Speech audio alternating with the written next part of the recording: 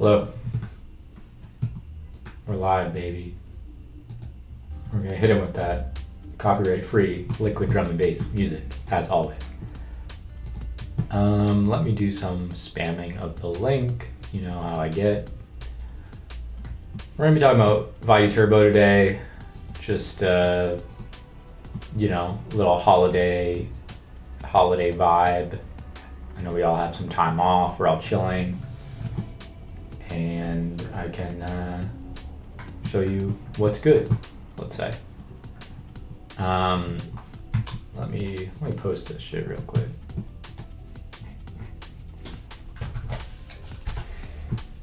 Let me do some posting.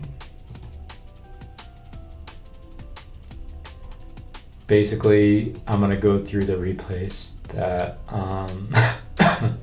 exist for the War League. I've been playing almost only Vayu this whole season, so I'm going to watch them and talk about them. Get a lot of messages asking about coaching and stuff, and also people always post, oh, I got this hand with Vayu, what should I do? So I'm gonna try to make this as all-encompassing as possible. Maybe people can link to this or watch it back or whatever. I'll cover everything, because we're gonna watch like 8 matches right now. So fucking strap in. That's all I'm gonna say. That's all I'm going to say. What's up, Tim? Big Tim. Thank you for chiming in. Yeah, I know we haven't done a stream in a minute. I'm excited to talk to y'all. Little holiday vibe. But yeah, I think this can be pretty productive. I think I got a lot to teach. How am I doing? I'm doing well. Thank you for asking. I'm just gonna be educating, bro. In my professor bag. This is the Masterclass. If you ever wanted to know how to play Vayu Turbo, then now you could potentially learn. No, but it's just tedious, and they ask the same questions every fucking time, and so you gotta tune into this. You gotta watch the whole thing, and if at the end of this you still suck, then I don't know what to tell you. But I'm literally gonna teach you like for 3 hours. So I'm gonna give it like a little 5 or 10 for people to, for the students to get into the lecture hall, and then I'm just gonna start going in, because we got so many replays. We got 8 War League replays. Maybe I'll find some others if I am so inclined, but it's gonna be some real shit, as real as it gets. I'm going deep on the whys and the hows and the who and when to do this. All of that will be covered by the replays. If I'm over, what is it with the Mexican discount? That's you could give a discount probably. Yeah, sure. You can get a Mexican discount. I fuck with that. I fuck with some good Mexican food. You email me a burrito. You send that through the mail. Maybe even a sauce. I like the Western Mexico cuisine. This is the pre-show. This is like when your professor's talking to you about random shit before the class starts. That's this right now. So, but you guys gotta get ready. You gotta get the notebooks out, pens and paper at the ready, because this is not gonna be your mama's Vayu Turbo Masterclass. Machina Masterclass? Shit. We need a Masterclass in chasing. Machina Masterclass, we can't leak that yet, because we're putting out the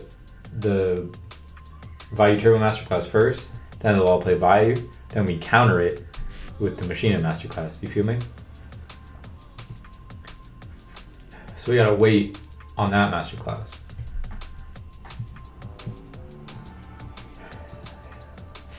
Here's my thing. I feel like I'm gonna cover a lot when to set your Raikos and how to use them. We gotta make some sort of like takeaways, you know? We gotta do like a mid-course check-in.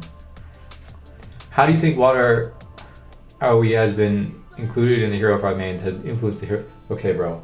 This is not the Hero Frog Masterclass, is the Vayu Turbo Masterclass. You're talking about some whole other shit right now. And also, I mean, putting some amount of water going first is always going to be annoying, but like, I don't think Vayu is the matchup that you necessarily want water art, right? Like, I don't think that is what tilts it. In fact, like, I think one could argue it's almost a not very good card in that matchup, but we can debate that, I suppose. But I don't feel like, I guess I don't know, maybe I'm behind. I don't really feel like water art is like the defining card there. I think it's pretty good. I think it can be good. I mean, water art can be good against literally every deck. I mean, water art is a strong card when your engine is working correctly. I think the fact that like everybody sides double Fossil Dyna, some of them side Kaiku as well. Like, if they have too many of those cards, then your water art's not gonna be very good. If you're drawing it behind, it's good when you hit their Dark Armed and you also like already have the full setup, but like how, what are we talking about in that case?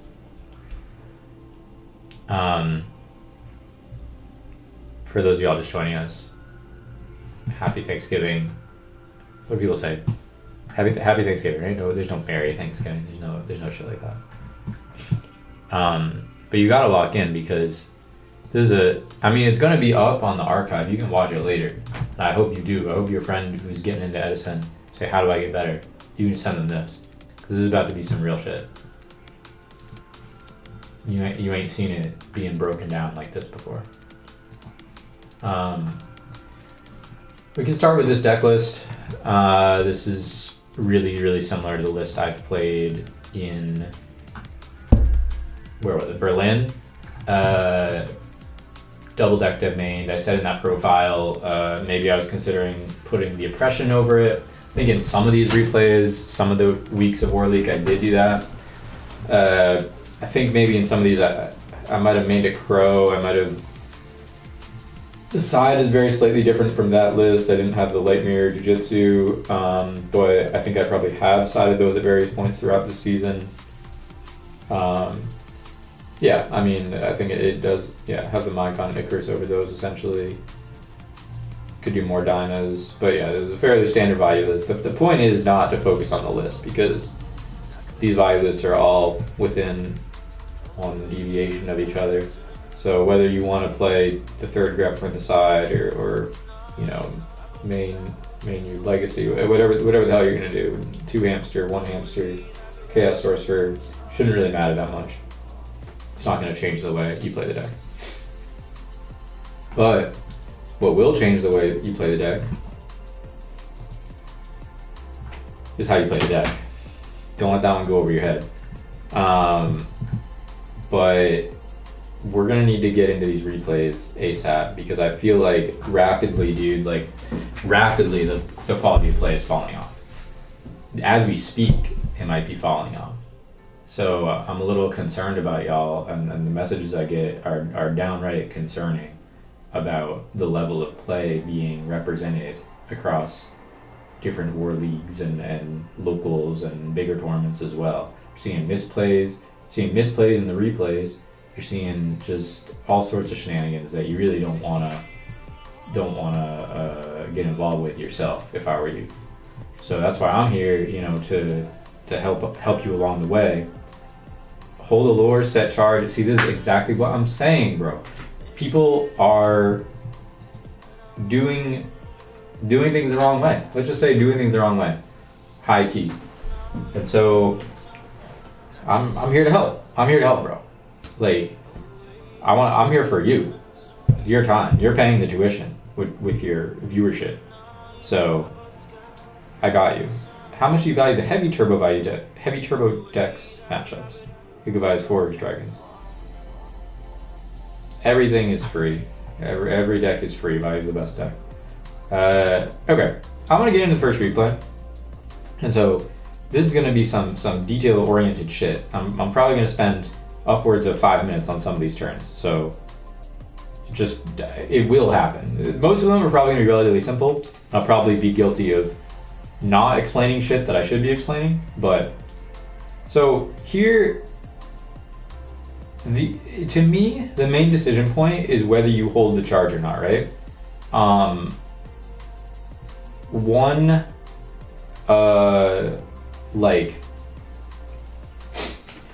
down. So it can go two ways. One, like if I'm expecting he's playing Vayu, then holding the charge can be good because it dodges deck dev, right? Like if I go, the normal play is you're prioritizing setting the hamster over the Raika. So more than likely, I'm going to be doing that. But if he is like setting a hide opponent hand, sure, I can have there. It might be relevant for some things. But I think I'll probably just be able to turn it back on when I need it. But like, set hamster lets him like set, if it is Vayu, set Sirocco, set deck dev, but I also have Solemn for that. So like the charge itself, turning into a Raiko, more than likely I would be Solemning that deck dev anyway, regardless of if I use the charge or not. So in that sense, like unless I think he's gonna go MST Storm and then try to deck dev me, the Solemn's gonna catch the deck dev either way. So I'm pretty sure I charge here, because also, unless I'm trying to conceal what I'm playing, because that's also a real thing. But I think also one thing to consider here is like I also have a Raiko in hand, right? So if I mill a Raiko off the charge, then the hamster will be dead. So I have to search one, I have two in hand. If I set the hamster first and then search the Raiko, there's also lower odds of milling one. It's a little tricky because it's more impactful if I do activate the charge. But all that I think remains, like I think I probably end up setting the hamster and not activating the charge because I don't want to brick my own hamster with. I'd probably set Solemn. I probably don't set deck dev. I think that's probably what I do. I don't know. Yeah. Okay. So I think we gotta make a real counter. Maybe someone in the chat can count along. The amount of times I say what I think I'm gonna do, and then if I deviate from that, hopefully not very often, but yeah, I'm sure it will happen. I'll be like, oh, I probably end up doing this, right? But this was one where I got it right. Okay, so he does MST. I don't know if he has the Sirocco deck dev setup. He has a lure, could find the Sirocco deck dev setup. But now I know he's playing Vayu. I mean, something that will come up in these replays is that I know a decent amount of what my opponents are playing. This was, I believe, week 1 of War League, so I didn't know for sure what this guy played, but I think I did suspect it to be Vayu. But a lot of times, even if you have a suspicion, unless someone is known to be a pure one trick on one deck, played it every single week, I usually give some respect to the idea that they're pulling up with something out of the ordinary, or so I don't know.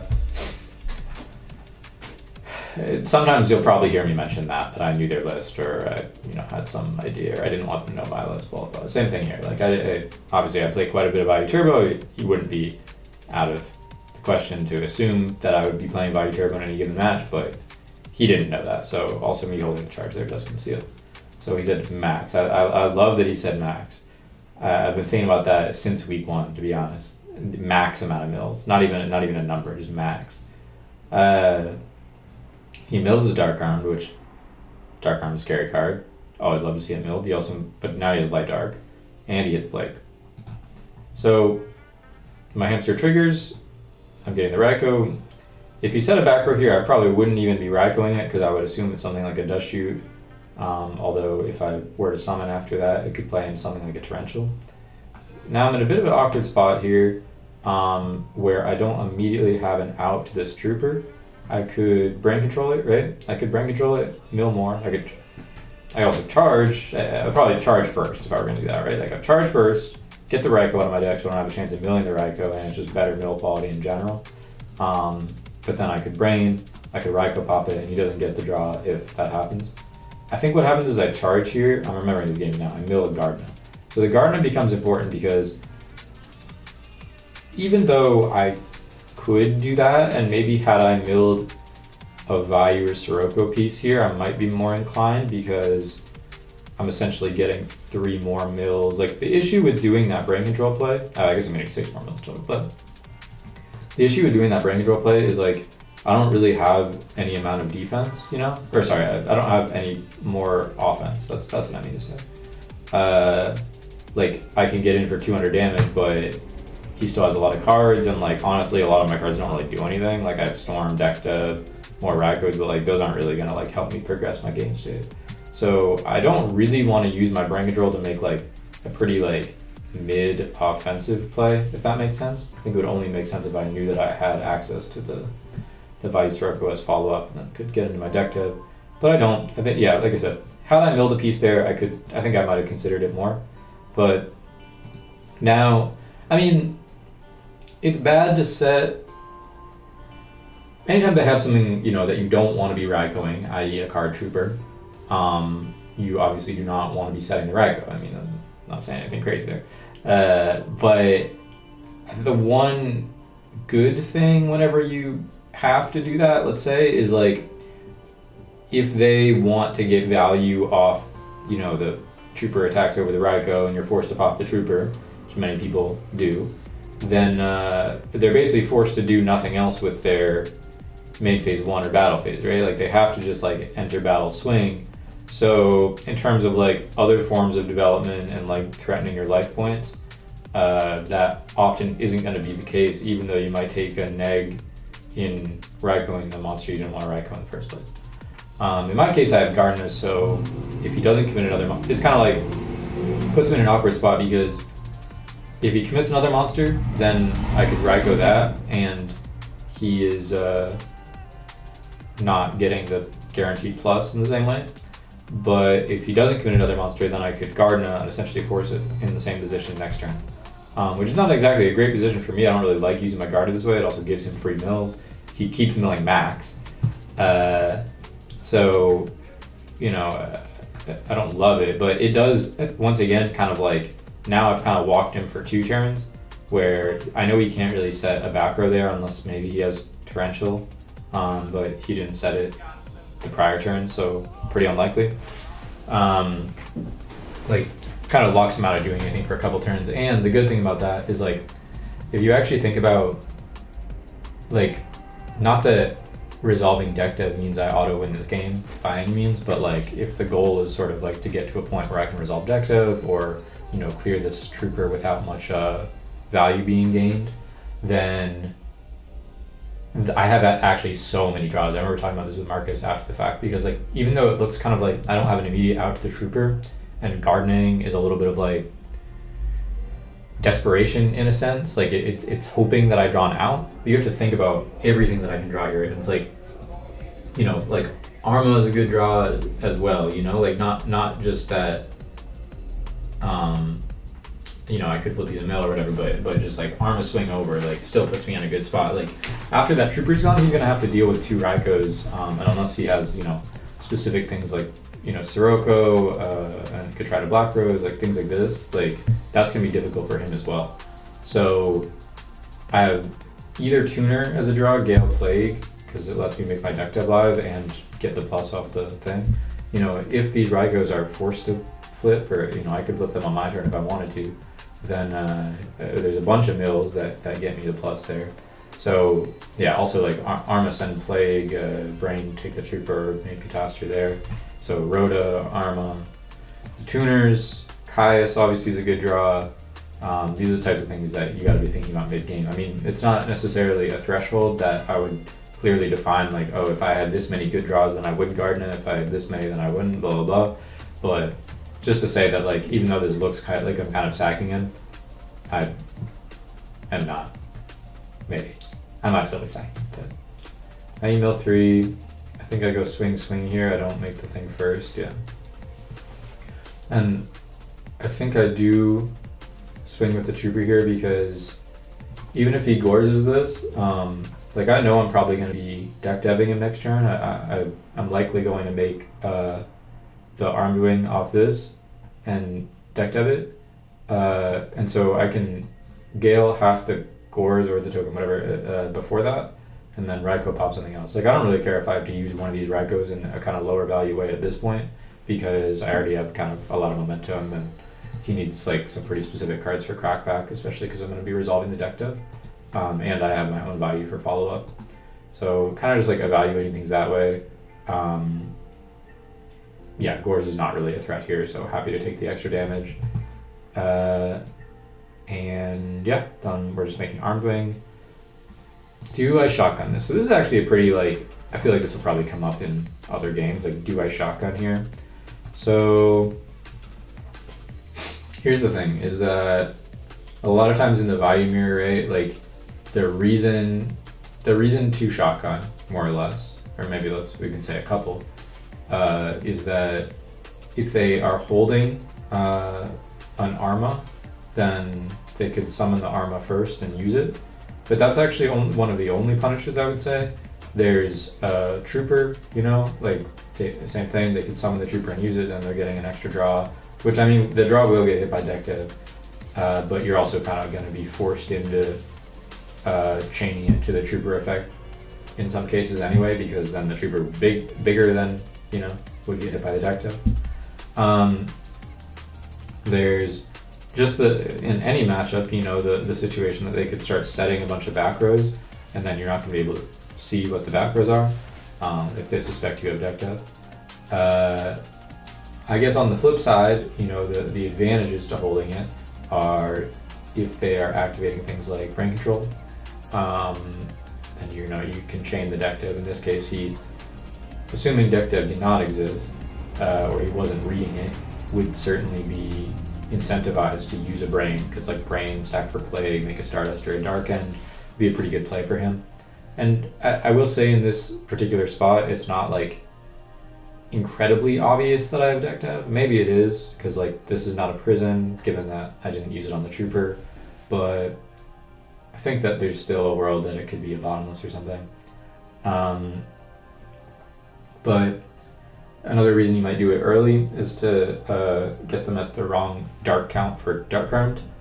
And I mean, the big case also is just like burning their normal summon, you know, if they have multiple options and you're able to deck dev, you know, after they set something, maybe even directly, if you go set, you activate the thing, and then you still see all their spells and traps, but they burn their normal. Sometimes you shotgun Fairy Board and out the normal Soroku, that's also true.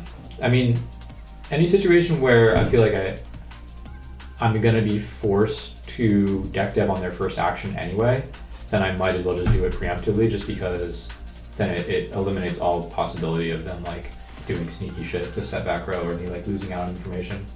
So if I think they're just gonna like set, if I know they don't have things like Grep or, you know, big monsters that's gonna alter their play, then, and like if they set a monster, I'm probably gonna be forced to deck dev it before I attack it anyway. So in that case, it might just be good to preemptively use it. In this case, like a couple of those, also catching a MST or Storm chain on your thing. Now I think it is possible that you could have Storm here for sure. Given that he's just kind of been poking the Trooper, seems like he's building up for something. And also given that the Trooper and the Armed Wing are, the Trooper and the Arma are gone. And he doesn't have a Peace Engrave. So maybe I could also catch this Plague Stack, like Plague Stack, he's trying to tribute for Kai, so I deck up there. That could also be favorable for me. So I believe this is a hold for me. I'm gonna say a hold. And it was a hold. And it was a hold. I'm consistent, nothing is not consistent. He does use the Storm, and I do chain the deck up.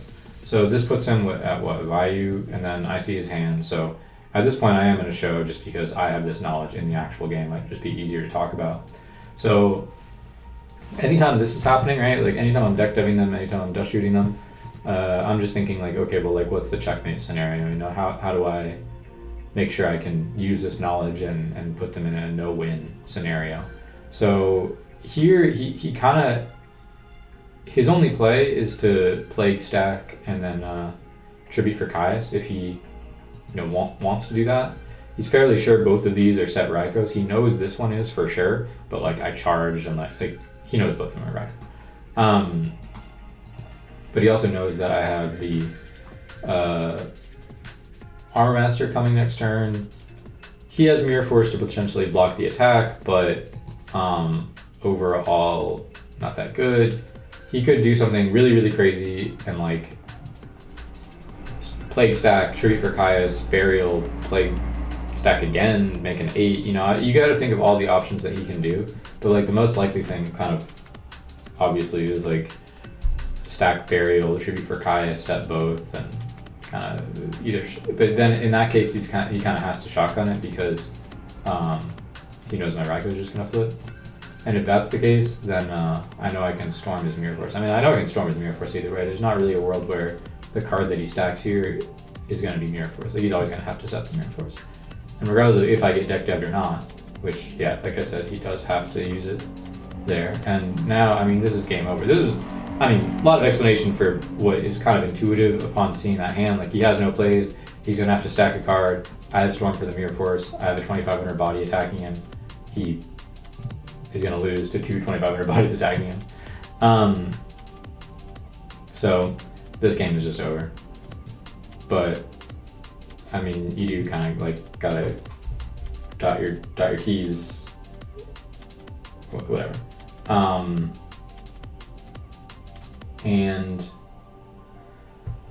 now we got game 2. So game 1, fairly standard Vayu mirror. He I don't think he really revealed anything of note, like in his list that would,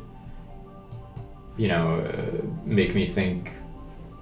I don't know. I mean, how much is a 1-of going to change the way you play anyway? But I don't think he revealed anything out of the ordinary. I don't think he had Sorcerer or anything.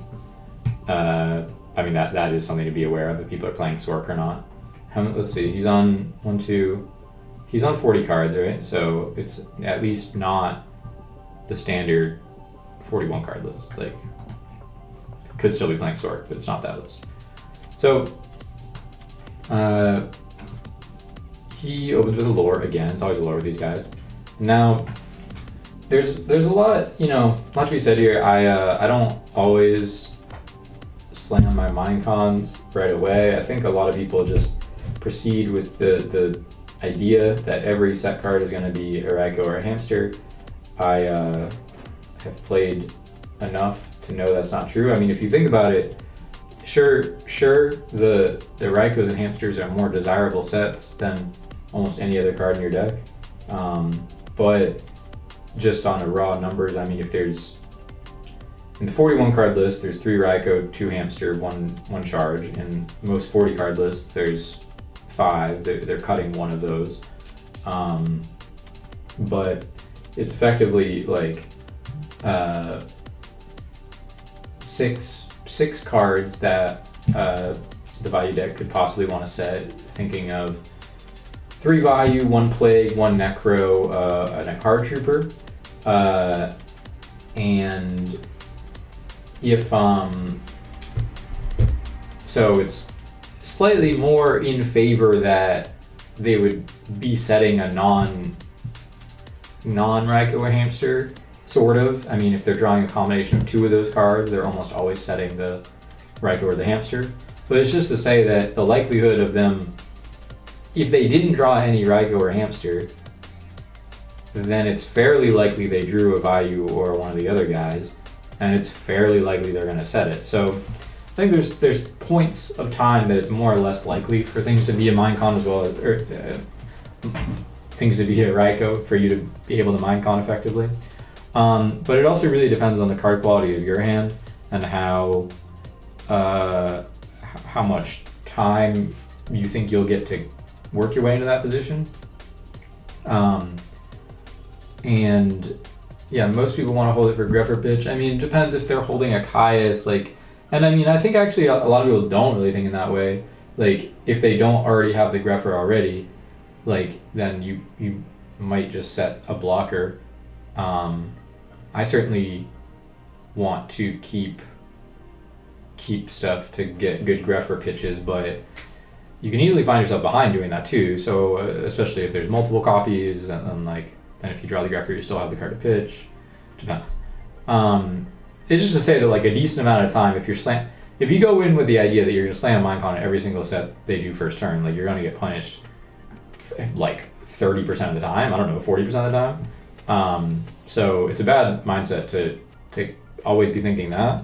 But because I don't really have a good chainable, I mean, I could set MST here, and I could get the chain off, but the thing is that doesn't necessarily leave me in a great position either. Like, I still am kind of fighting through a back row, and does that leave me a turn behind development with the charge?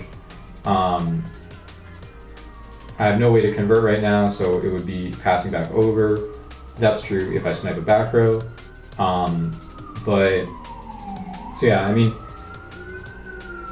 basically, if I were to go charge, set Raiko, set MST, you could be sort of playing around, like Raiko Caius still kind of destroys you, right? Like, yeah, you're getting a plus off the MST, but then the Caius hits your Raiko and you have no real out to that. I mean, you can prison it next turn, but you're just so far behind in tempo.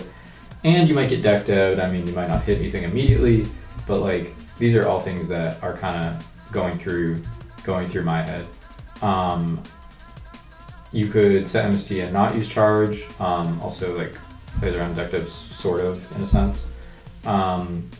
And if that happens, then Raiko pops it, you chain.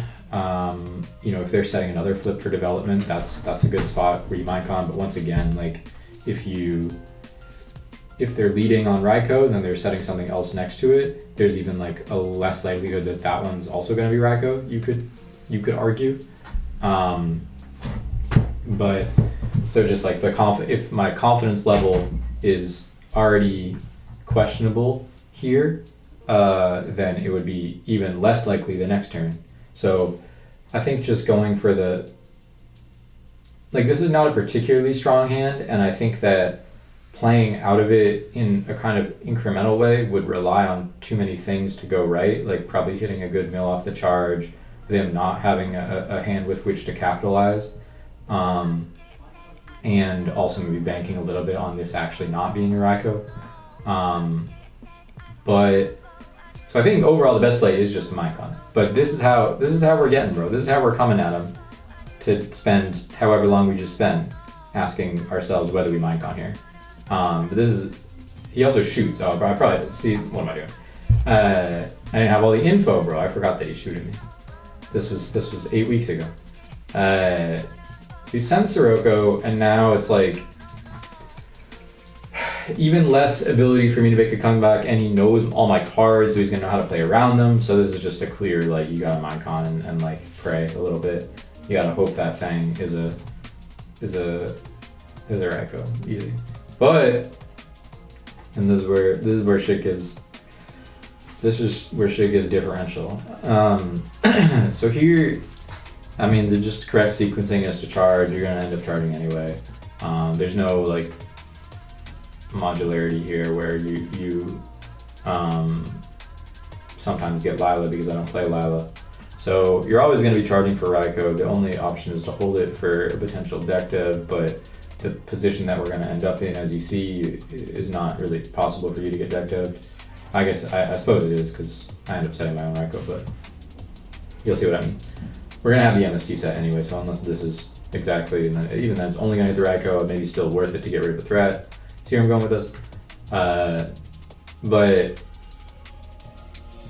you get the Raiko here, and I'm pretty sure I end up just popping Self. I mean, I know I end up popping Self, but basically, like, you could trade with this back row and then set your Raiko, but once again, if you get Caius there, you're just kind of in shambles. And even, like, any situation where you're handing the Raiko back to him, you can't even really set your own Raiko, because then he's going to have a clear field, and his Raiko attacks your Raiko, and, like, what are you going to prison that? Like, horrible situation. So this is just a pop itself, and then kind of, like, leaving that on his board for exposed to your own Raikou, let's say. And here, I believe, now it's like, here, what do you set? Because like this could still be a deck dev, in which case you could consider just like MSTing it, but once again, we've kind of already decided that I feel like deck dev doesn't hurt me an incredible amount, like it hits the Raikou, but he's giving up 2 cards. I don't know his hand obviously at this point. I'm missing a piece, and I'm also down both my Armas, which is pretty significant, because those would otherwise be some of the strongest draws I could get, as well as Rhoda for them. So I think that like Raikou,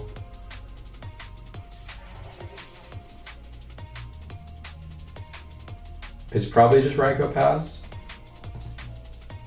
I don't think you need to set another thing. Yeah, exactly.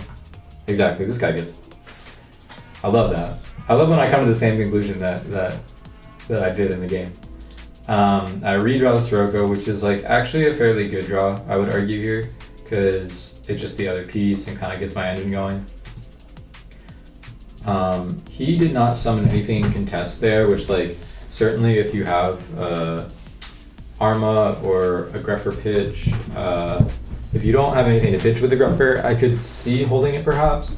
It also means he doesn't really have Minecon, so there's things you can kind of cross off the list just from that happening.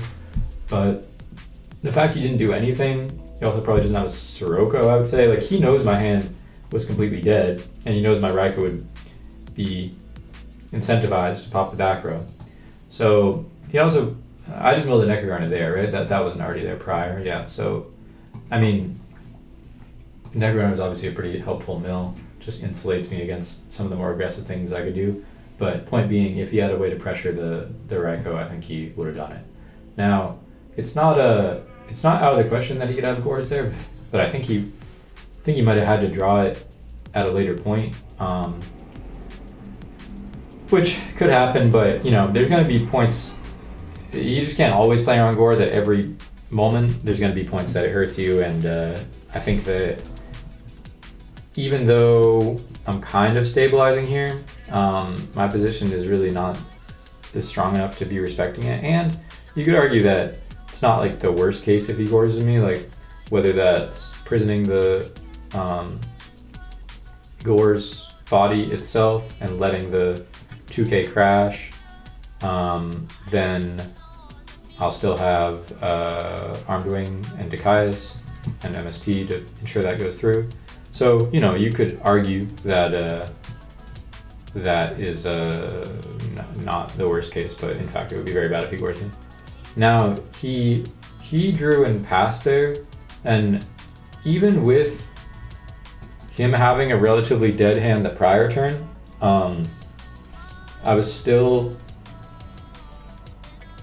you know, this just changes things from what, like, from where I was at last turn, right? Because if the last turn I was not respecting Gores partially because I didn't think he had it, like he had given me no like reason to believe that he had it, right?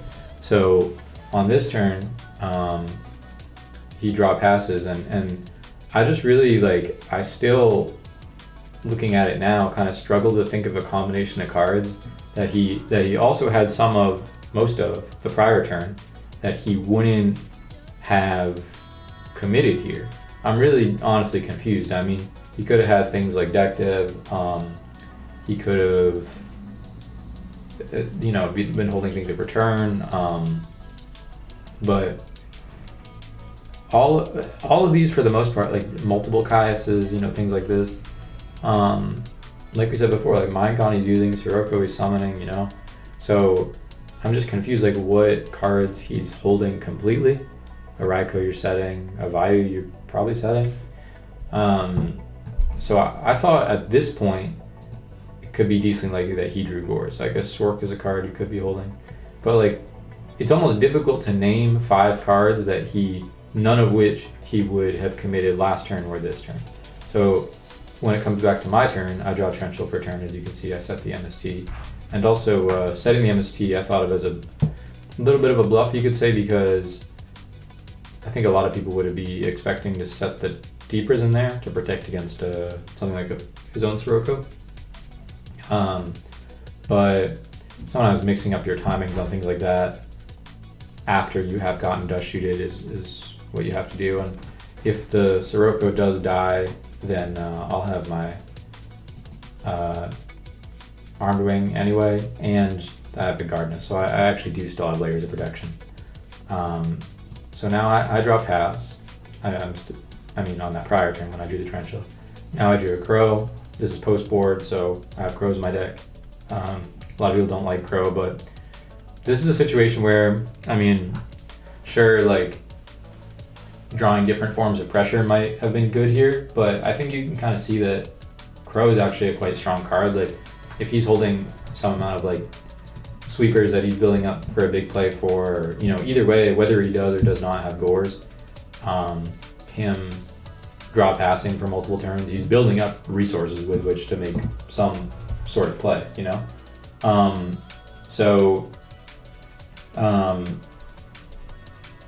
We like will be able to you know, Crow when he ends up going for anything like that. So, you know, I think Crow is a pretty valuable card here. Makes me a lot of times I'm worried about dying, right? You gotta be at many points in Yu-Gi-Oh! You're worried about dying. I don't really want to worry about that, so Crow will probably stop me from dying, most likely. Now, we draw this. Gotta check if he's shuffled, I guess, but either way, if this is like pretty much means he drew the flip for turn. There's most situations, you know, you would probably think to be setting any flip that you drew on the prior turn. So we hanging in there? We enjoying this? We hate this? We love it? Gonna need some kind of positive reinforcement here. But we're halfway through the first match, so and we're 20 minutes in or so. So what do you think of this pacing? So basically, yeah, it is interesting that people don't like to bring Crow, and I don't know. I'll worry about that later. I understand what they're saying, but it makes no sense to me. So, yeah, and he goes set 2 here. I mean, dust shoot's gone, so like I'm not necessarily worried about getting dust shooted. I really would like to probably snipe a deck dev if that's what he's going for. I mean, that's sort of unlikely that he would set the... But he doesn't know I have potentially prison set, so maybe that could, you know, influence him to not want to summon and swing with the Sirocco. But regardless, you know, I don't particularly want to get deck dev'd. If I think this set is a return, then that might be something that I would kind of preemptively be MSTing anyway. So this is just debating whether end phase or hold. I think that also being able to force through my Caius on my turn, which, I mean, you know I'm going to go for, is kind of important. And he could solemn it, so again, might end up MSTing preemptively anyway. So I think this is a fine MST. Just kind of ensures that my plays resolve, and whether or not for the Caius, you know, like if I'm going to be setting traps, like I don't want those to get solemned or, God forbid, trap stun. Now, here one could argue I might have a little too much dip on my chip, because I do go for a swing here, right? And I set my I don't set these. No, why don't I set these? I think I was reading this to be, because like, if I'm under the impression that he drew, if I'm under the impression that he drew the flip for turn, I remember what I was thinking. I don't know if this holds up. This might be the first case of me getting a little too crazy style with it. Like, I was thinking, you know, I end phase MST'd, right? And I ended up hitting the compulse. I thought that he might be under the impression that that set was still the prison. I mean, he knows both the MST and the prison, I believe. I believe he knew both of those. So, and I believe he also knew the Kai's. So it's like, he knows I'm gonna go tribute for Kai's, target the monster. And he had the compulse to deal with that. And I was still, I mean, the fact on that one turn that he just drew past, and he in fact did it 2 turns in a row, I really thought he did have Gores. And if he compulses his hamster, and then I go to swing with the Kai's, and again, assuming I still had what he thought was a prison set, and he MSTs there, that would obviously be kind of a blowout.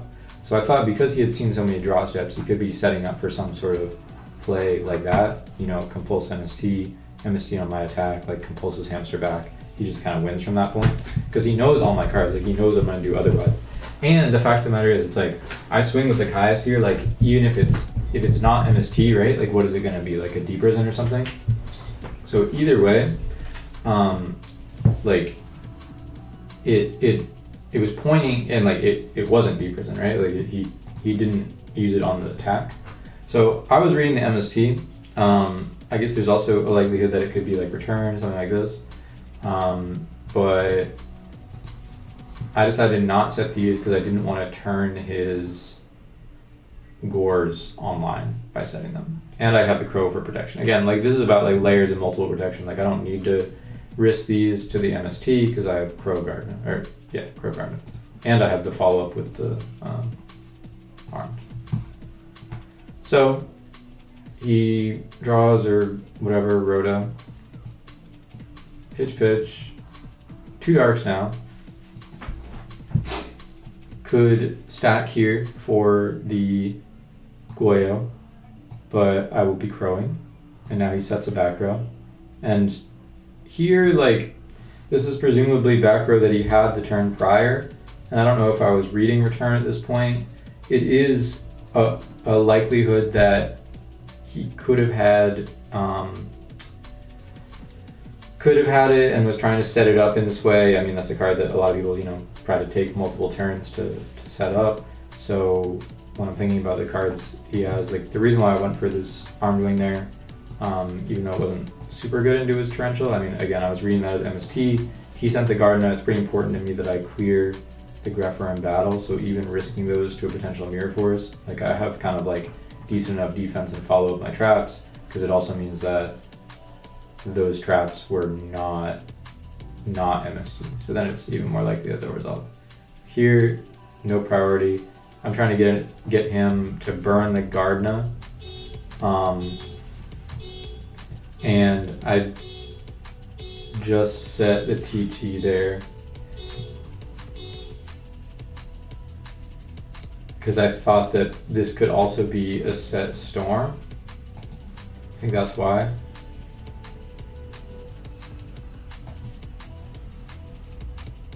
I think that, like, I knew the card the card he stacked was the card for, or you know, like he's drawing the card he stacked. That's what I'm trying to say. So I think I was just hoping for this to get caught by a removal, and then I could Gardna and then like still have the prison for follow up. But obviously the return here is pretty annoying, and he draws the Dark Round for turn. Well, he drew it because he stacked it.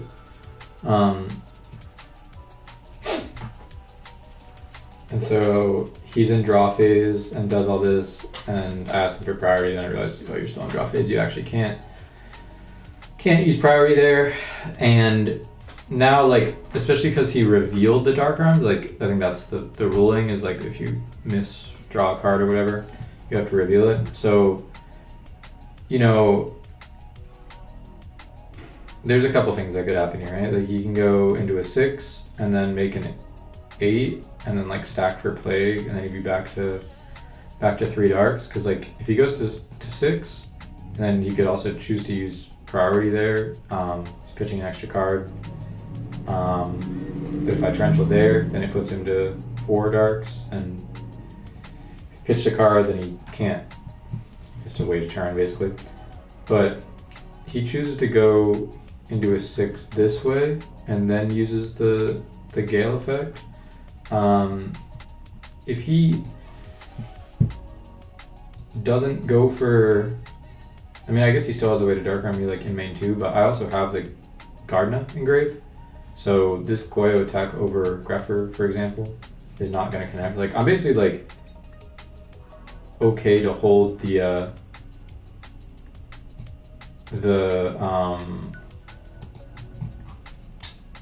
I'm okay to hold the torrential until I feel I need to, you know? But here, because of the way this is played out, I'm basically, I need a torrential there. He would easily just make Stardust first and then I lose everything and no way I'm coming back from that. So, but now you understand the position I'm in. He had to stack a card that is the same card that he had the turn prior. He had to stack. So this is still presumably somewhat of a dead card. And now I have basically 3 cards here, right?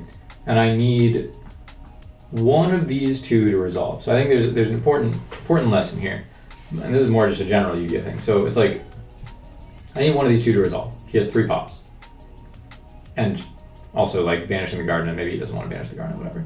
But I set this, I have my own Gardna, so I can survive 3 turns of attacks, right? I can Gardna 1 turn, then it takes 2 more to kill me. So he needs to pop this, basically. He's going to feel priced into popping it, more or less, to play around a battle trap, and so, which he does. And this is a Brain Control in hand, so a card that he's had for multiple turns. And then on this turn, I have to burn 2 more pops. So basically, like, I was banking on being able to set, drawing a card that I could set. Because once again, he's kind of priced into popping it, and I kind of have the time, let's say, to do so. And the good thing about Raikou there is it can kind of wall 2 attacks if I need it to on the following turn. I draw a return, which is I would argue, above average draw, and then get my mill. His double trap that he drew, but I already knew the card in hand from before was not a trap. Just the sequence of things that I gotten played. Arma sends Vayu. He doesn't really have anything else to send. So I pop the second trap because if the initial, that was the card that he drew and set, and if the initial card was from the turns prior that he had been holding in hand, that he then set as a bluff behind the Dark Arm, that's just the thing you do. Oftentimes people set bluffs behind something like Dark Arm because you're like, well, either this is gonna get outed and I'm gonna win, or, you know, if they out the Dark Arm, I'm losing anyway. People think in this way. So that's why I hit the one that I chose to hit. I mill a Value there, which, by the way, like, I mean, my mills haven't been that good this game. But definitely important for me to have milled that there. And now I can basically just threaten lethal because I go this, he deprisons, this, and I return for game. So that was a pretty good game. That was week 1. I outplayed the Dark Armed, I would say. You gotta set your things in the right order to force him to pop them, and then set your real one last. Worked out in the right way. Got some fortunate mills it a couple times. Tried to play around the gores that in fact wasn't there. I mean, if you have watched this whole game, he didn't have the gores. But I think that was not the worst call, and I hope that my analysis of the Minecon thing, you know, that also rings true. You can see a bit of my side plan here as well. I mean, I have Crow. But that was that game. You know, killed him with the return. Top deck the return. You know the vibes. But we can go on to the next. Now I feel like I gotta give a quiz or something at the end of the game. So, all right. So everybody tune in. Why? Hold on. I gotta remember what even happened again. Why did I?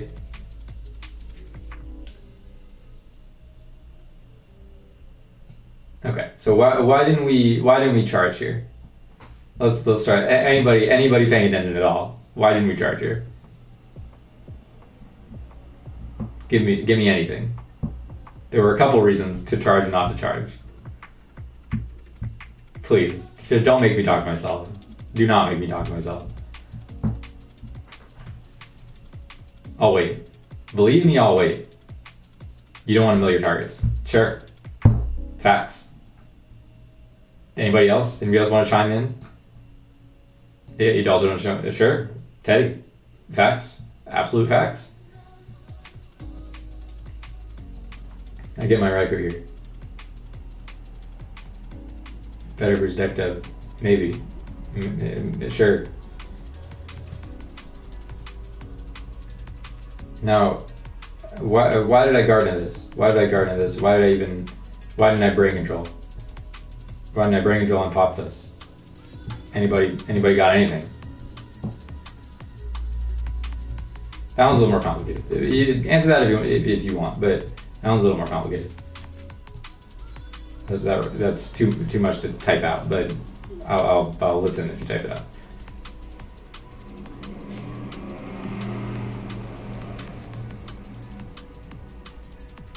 I think it may be a better question. Why did I not? What are the reasons to shock? Why didn't I shotgun this? Why didn't I shotgun this deck?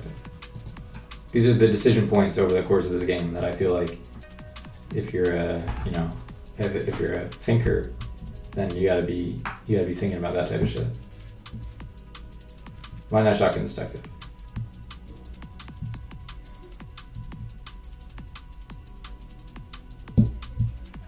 Is there a reason to shotgun the deck? Maybe I should have shotgun the deck. You tell me. You tell me.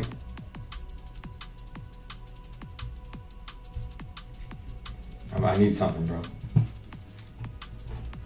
I need anything.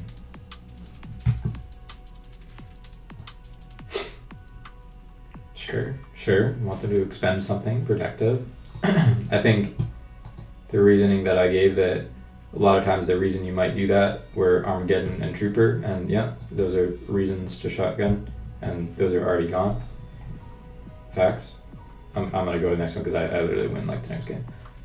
The next turn, rather. Plagues in Graveyard, yep, that's another good reason. Now, Minecon pops. I'm skipping that, but Minecon pop self. Why are we doing it? Why are we doing that? Why is Minecon pop self the maneuver here? What do we think? And I mean, after this, so I've already seen what it was. Why did I decide to pop itself? You scared of Kaias. I'm scared of Kaias. And it prevents me from setting my right code. I mean, I'm scared of everything. You didn't even need to have the Kaias. That's the thing. It's like even without him having the Kaias, I can't really do shit. Kaias would be also bad, but like it's not even. I feel like there's situations that I might lose to Kaias more than this, you know. But yeah, I mean, giving it back to him just like completely blocks any kind of development. And yes, I do have the MSD for the back row, so I'm not as proud. Like, what if I pop the back row and he doesn't set any more back rows? Then my MSD is gonna be dead. So I think it lets me use my cards kind of more efficiently here. What else happens here? Okay, and I'm not. We know I play around the gores there, whether that was correct or not correct. And then this turn, this situation here, Kaias this swing, and you gotta. Someone give it back to me why I thought it was MST. Someone explain and make me sound not insane that I hard read an MST. But it made sense though, right? You gotta say it in a way that makes it make sense. Because I'm not even sure it made sense. Because I think otherwise that you could argue that this set, it would be double set, right? Like set TTZ.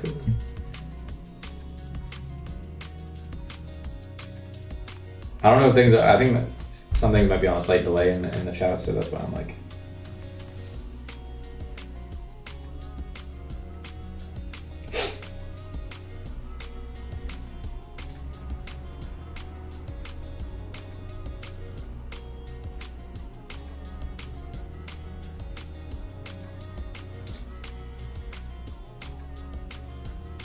Well, it wasn't bottomless.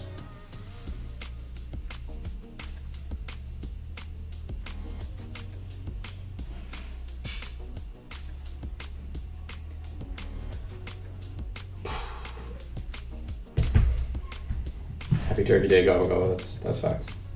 I mean, it wasn't bottomless. I mean, I was saying, I thought he was trying to set me up with this like compulse.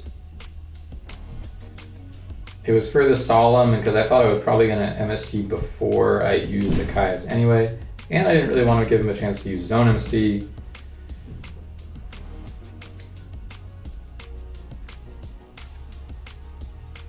I mean, it's not really blind. Like both were newly set, so it's not like I have a liability of getting something chained. I think I'm okay with simplifying at this point, regardless. Even if he doesn't have a very good hand and he's intending to prison this, I mean, I'd rather, I think, trade the MST. Also, chance of hitting a return. You know, it's like I don't think there's a lot of likelihood of me getting a chance to chain MST to something. So I'm gonna end up doing it anyway. Then why not do it in the end phase?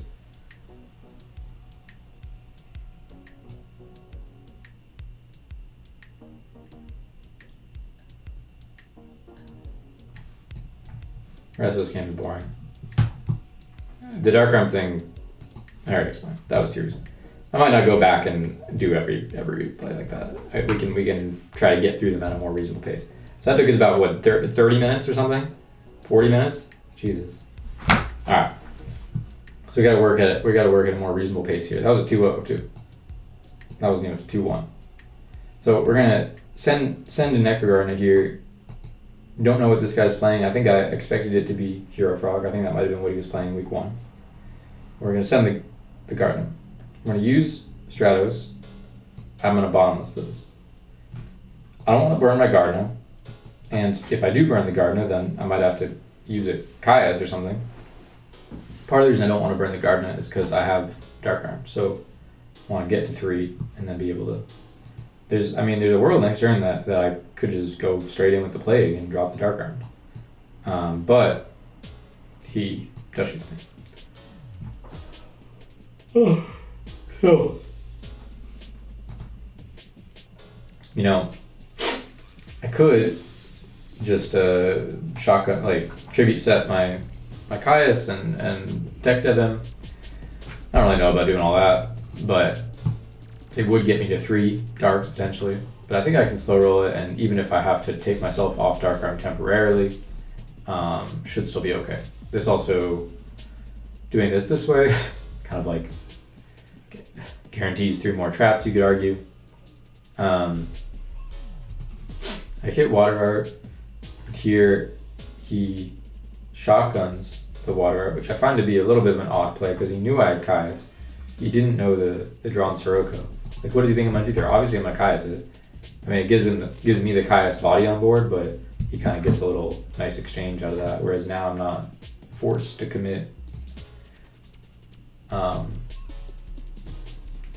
he sends Dark Armed, and then main phase 2, I just do this, set my deck to.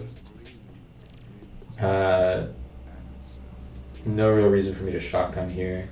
He hasn't really like presented as having the strongest hand. Swing here. Obviously, now I deck to set TT in case he draws a Monarch, or I guess in case he feels like miracling here. Not very likely for him to do that, but possible. Now I draw Rhoda. Now, I mean, you could argue that Rhoda, Arma, getting the armed wing puts him on a clock, which is true. It would, in fact, put him on a clock, because next turn, if you're hitting him for another 23, and then you can Kai's itself, something to that effect. But the fact that I have Torrential set, it's pretty unlikely that'll work. I also know his whole hand, and so I know that if I ever did that, then I would just get stormed on my torrential. I mean, right now the torrential is the only thing stopping that miracle from sticking, and that miracle sticking is going to be a big problem. So whenever he wants to, he's sort of free reign to storm and activate miracle. Now I've gone solemn, but if he has another extender, like if I set solemn, then I'm forced to solemn the storm, sort of. And so he has a bunch of draws here where if he draws another extender, and also deck dev's over right after this turn. We're on 2 on the deck dev count, I guess.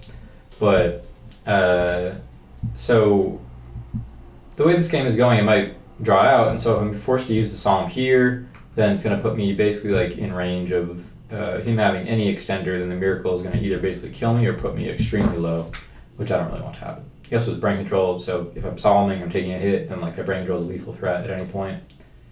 Now I have TT, and I set the Raikou.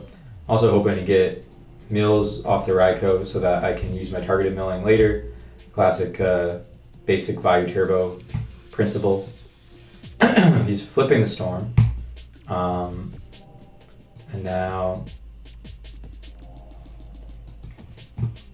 I can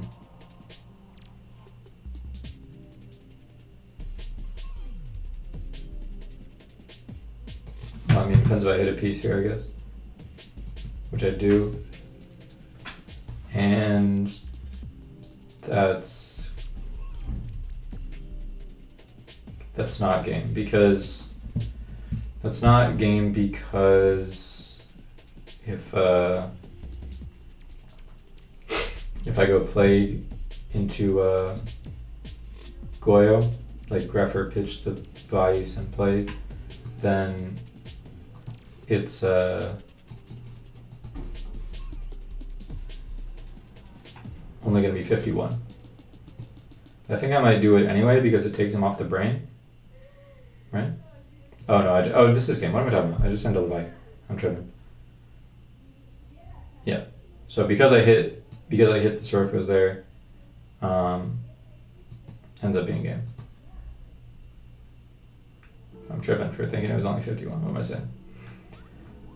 But yeah, so kind of good mills at the end there, kind of like stalled out with the deck dev, but then I had the knowledge I needed to kind of get in there. So, playing against frogs, usually siding out the bottomlesses. I think that I kind of want to make a whole video talking about the frog stuff specifically, frog matchup, but I've never been able to sit down and do it in an efficient way. I think that playing this matchup correctly is kind of difficult, something a lot of people don't do correctly. And something that I probably have more experience than almost anybody. But you really don't want to give them, I guess, like easy windows to Caius you, whether that be like end phase Dust Tornado, pop your back row into Caius, end phase Rieki break. And also when it comes to making a big board, I think you got to make your boards kind of resilient. Either you got to one-shot them, whether that means hoping they don't have gores or seeing their hand with a deck dev first, set up to that point, or making boards that you have like a Stardust plus a defensive trap for the absolute zero. Even sometimes those, if they tribute the absolute zero for a Monarch, they could chain block to stop that play. So really making sure you're setting up boards with like 2 bigger than 2400 attack monsters, an Armor Master and a Stardust, for example, even though that in particular loses to Brain Con. Like, they can only Caius one of them, then you're going to swing over their Caius next turn. Setting up boards like that, really important. But everything's pretty dependent. If you opened a 1-for-1 here, best card in your deck to open. He also opened Dust Shoot. Fuck this guy. My hand's not bad. I kept Storm going second in the Hero Frog matchup. Something I've been messing around with lately. Not sure. Depends on your side plan. You know, like if I had a better card to side in, then like if I was siding 3 rug or something, I would definitely put it in over Storm. But just the way the side plans worked out. I mean, I've opened Torrential, I've opened Dust Shoot. He only has 3 cards in hand, so if I set my Dust Shoot, it's not going to get there. I don't set my Torrential because I have the Gores, and like basically, given that he knows I have the Torrential, it's going to be somewhat difficult. Like, if he just goes tree back, sub effect, tribute the uni or whatever, then tribute for uni, then I torrential there. I guess maybe I would have a window to Dust Shoot there if I torrential and he gets the do back, do bad, but still doesn't leave me in like a very proactive position. I mean, I think torrentials are really important card against them because basically they can build as big a board as they want, but if you have torrential, then they're never going to get value off it. So I don't really mind taking like a swap hit here, or I mean, depends what he drew, but potentially more than a swap hit. I mean, obviously he drew the Stratos for turn because otherwise the Stratos, like 1-for-1 combo, he would have gone for that instead. But so I take like a relatively larger hit than I otherwise would like here, but I still don't need a torrential because, or sorry, I still don't need a Gores because I have the torrential. Also, if he's doing this type of play, then like it could set me up to Dust Shoot him. Now here, like I think he makes a pretty good play and goes for this uni, because like he knows that next turn when I set my TT or whatever, he's gonna have the answer to it. At the same time, like you could argue that if I just set shoot here and he like swings with the uni, then I could Dust Shoot and drop Gores, but you gotta think like, what does that actually get me? I mean, like that is a good little bluff. Like he might expect me to set the TT. I mean, he might also expect me to set the Dust Shoot there, like, but because otherwise you're just fully like setting your TT to get unifrogged. But even if you get that play off, chain Dust Shoot on the attack, drop your Gores, you still don't have any out to the do block. So, and you're still like using your Gores and gonna have to use your torrential to out it. So I think at the end of the day, like taking another little chip damage, because he still can't really swing with the bigger guy because then like Caius would be too punishing to him, sort of, or like it could turn on my deck dev. So I think he's still a little bit scared about swinging with the bigger monster. In this case, he wants to keep like his main phase 2 normal summon open for his Caius. I mean, in reality, he maybe should play into the Gores a little harder because he has a lot of crackback here. Like summoning the sub and like, or sorry, summoning the Stratos and like hitting for more damage could be an option there. But now he has to sort of respect that. I just remember I played this game in such a weird way, but it made sense to me at the time. Basically, I'm just like trying to milk as long as I have the torrential, I mean, and the Gores, but as long as I have the torrential, he is like prevented, you could say, from making much progress. And like, because every set he has to kind of respect it. But here, I figured he would know that is not the case. So, but I have to send his draw, which is Fiend. I think if I could have sent the Caius there, that would have been quite a bit stronger. And also, all his swaps are engraved. That's a pretty important like factor in this decision because you can't get these guys off the board. You know, like I mean, he can Caius himself, whatever. But like, if he had that option, then he could get like a lot more development really quickly because he could like resummon the Stratos and have the Maliad or something. But as is, like, worst case I take 22 here, I have to choose if I want to Gores or not. I think I still don't because, yeah, like if I draw a Greffer, for example, I mean there's like a number of things I can do here, right? Like I can special Greffer, pitch, well, I'd have to Rota for Gardener or something, but I could Brionac him, I could do all these things. But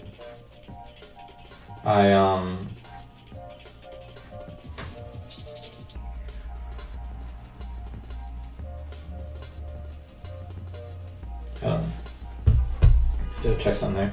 But this is definitely like a funky game. But basically, like, this lets me get my TT and return down, and I know his hand at this point. Like, so unless he could Kai's try to target a back row or something, but if he does that, he risks hitting the TT, which would be horrible for him. And like any other play, I'm kind of fine with, because like my thinking is he's gonna. I can let the Stratos swing happen. I can Necrogarden on the uni, and then next turn I can Grepher, pitch Gores, send whatever, Dark Arm, just hold board and return him for game. You know, that's what I'm thinking. But he draws a defensive trap there, which is kind of throwing a wrench into my plan. But you see, like, even though this didn't exactly work out, because I think I actually end up losing this game the way I managed the next couple turns, but it like all this stuff that I did that I know nobody else would really be doing, like dust shoot and holding my trench this long and kind of like just waiting until I have this many cards and kind of piece together the OTK with like return and dark arm and stuff. Like, you know, I had to work myself into that position over 3 or 4 turns, knowing the range of stuff that my opponent can do during that time. So partially because I had knowledge of his hand through the searches and what I suspected it to be, but also because of the dust shoot. But you know, now I'm in this spot with the return set, and I remember at the time I went back and looked at this for a while because I really tried to think about what I should have done here.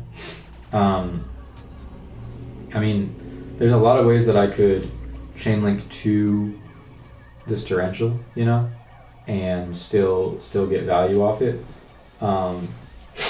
Like Gale effect, chain, Grepher effect, chain, all these things. But it kind of like, I mean, if I do that, then I'm not putting myself to 3 darks in grave with either of those options, right? Gale effect or Grepher effect chain. I could special Grepher, but then I have to TT there, and doesn't really make sense. I wouldn't necessarily be able to use the effect. I mean, it's an option, right? Like special Grepher, just TT, then I have 3. I mean, pretty obvious, like he could like I don't know what this is, right? Like this is the new draw, and it's not like they're really setting fake traps, so more than likely to be a discard trap. That's what they play the most of, but could also be something like a prison or a water art. That would also be. But I would say water art is a kind of easy shotgun here. So maybe you could look into something like, if you're going like Gores effect, then like Dark Arm priority, pop this, but I don't really know that you need to do any of that just yet. I think you could go like Gores, or like you could go Gale effect priority, chain TT, special Gores, discarding Grepher. I think the thing that I got worried about doing that is if like on res of that, like on the Grepher pitch, no priority, he read the return and Regeki braked it. That might be asking a lot, but I thought that maybe I could still get enough time. But I think this was probably my window that I had to do something. So I don't know. I don't think I ended up playing this turn correctly, if I remember. Might be the first case of me messing up. I'm trying to think what I should have done here, and if you guys have ideas, like, because it all just depends like how he uses his trap and what the trap is. Obviously, if it's like a Mirror Force or Deep Prison or something, it can be pretty easy to play through. I know every card he has except that back row, so I don't know. I mean, it's also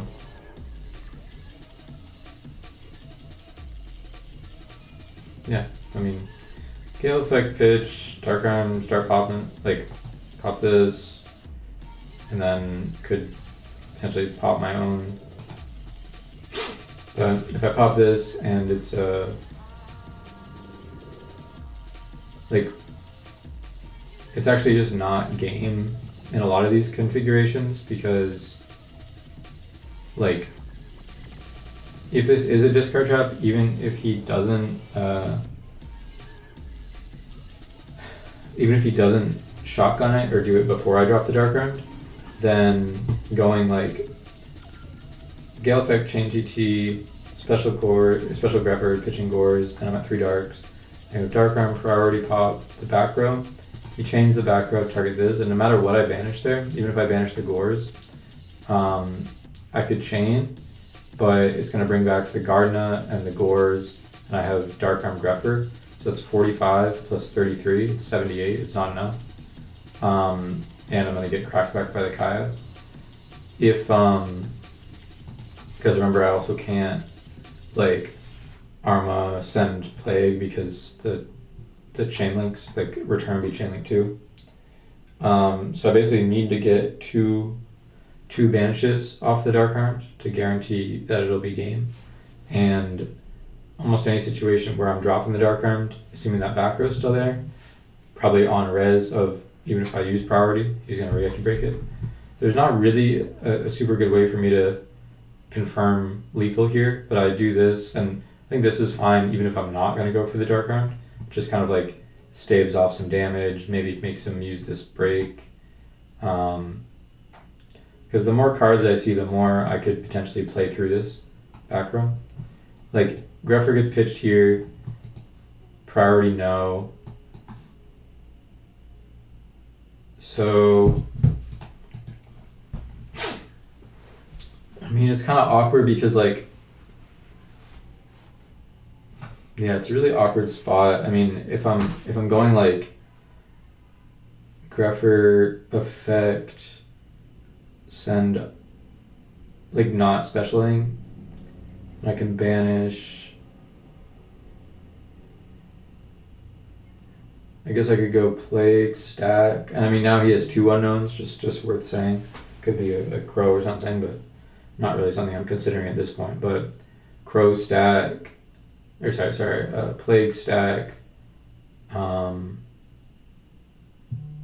guess I could stack Gores, and then I get Brio. Well, I guess I'd have to Dark Arm summon. Like, if I pitch Sirocco, then Dark Arm summon. Priority hitting the ocean, and then I guess that's gonna banish Gale, I think. Maybe Arma. Probably Gale. And then on res, he could choose to break, or he could just wait for me to activate. I think if he waits for me to activate, I'd probably still win. Like, I pop discard or banishing the Sirocco or something, and then return. And also, this is all assuming he doesn't chain break when I'm trying to say, when I stack for Plague to put me to 3. Chain break on the back row, like, is a possibility. Maybe I'm giving that all too much credit, like that specific sequence of chaining break preemptively on a back row. But I don't know, it was something I was worried about in this spot. Basically, like, if it gets to that point, then I can kill him, but if he does it preemptively, I can't. So I think this probably was the wrong place, special this, because now it takes me off Dark Armed, and, like, I have no more plays this turn, basically. So that was a mistake.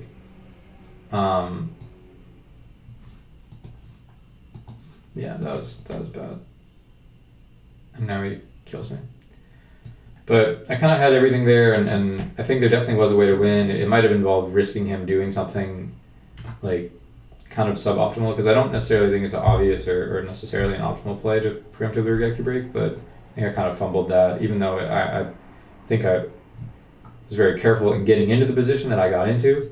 So now, it was a really strong hand. There's not really much reason to like send Arma or like Arma send Necro as a defensive option because this is such like an aggressive hand that oops. I mean I have multiple normal summons, but I think with a hand like this you want to be using all your sends for pieces. That way you can more like efficiently use your burial. Now he crows here. Now he doesn't have a hero engrave. Kaiku would be pretty tough here for me. But luckily like my Arma and I don't know, just like that rug was a great draw there to cut off the Kaias. I mean, I know he had the Kaias, but still. Get in some chip for 800. There's like, the only reason I attack the Treeborn there's usually no reason to, but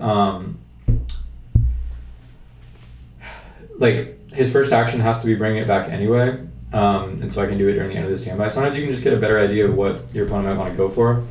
Usually you don't want to give the option to bring it back or not, but in this case, the reason why he wouldn't bring it back is, I think, to special something like a Prodigy. There's not really much reason for him to do that, but like it's possible that he could do it if he wants to get the draw. And in which case I would deck dev then, so I don't know. I mean, it probably could have left it. So now I'm able to keep my bodies and able to get in for damage. I don't respect the Gores here. If I had burialed, then I mean he still wasn't dead, so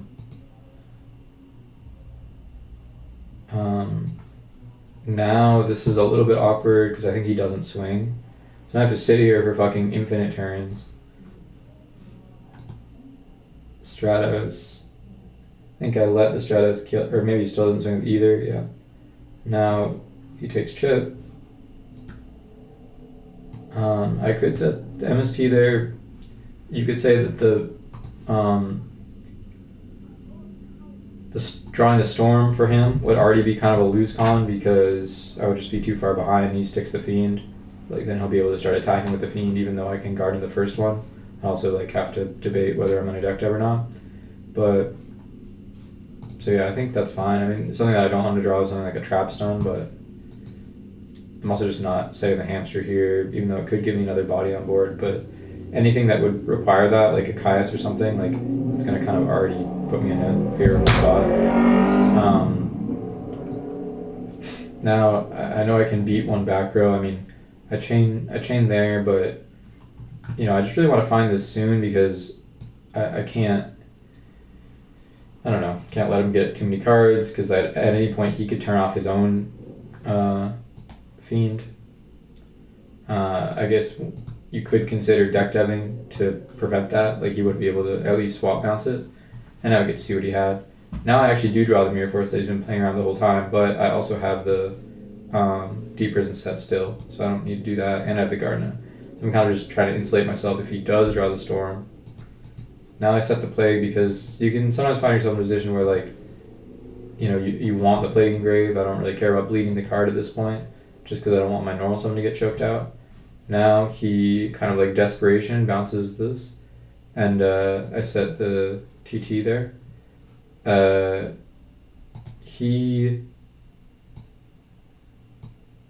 let this go. If I prison this, then he can have access to something like a Miracle in min phase 2. I don't think I particularly mind that, but I think I was supposed to Garden it. I think that's what it was. I remember it now. I think I was supposed to Garden it, and then I could like lethal him with the Vayu's Engrave and the summon Dinah. I basically have coverage on everything because I get MST back row, blah, blah, blah. So I think I was supposed to guard to this. That was like kind of why I set the Plague in the first place. But I think this ends up being game either way. It just wasn't game through Gores, but he didn't have it. But yeah, I think I had a pretty good setup there, such that, or maybe it was game through Gores, yeah, because I would just get a Colossal. Yeah, wasn't game through like Crow or something, but yeah, I mean, a little bit of a mix up at the end there, but overall, I think I played it pretty clean. I mean, I didn't prison this, even though he had waited so long to attack, just because I knew it would turn on all the stuff at hand. Like, I think his play would have been Miracle, then Tribute for another Fiend. Would have been annoying to out and take my bodies off board. I think I would have still killed him, but yeah. Kind of just an example of how I play against Frog. I'm not going to go back and do this one, I think, but we can see how there were some little tricky, wily situations in this one. Also, if this was a Vanity's Fiend, I would have won way earlier. Just saying. What did we learn in that one? Recap that one for me, somebody. Think about the frogs, or think about how I played it. I don't know. Give me anything. Give me anything.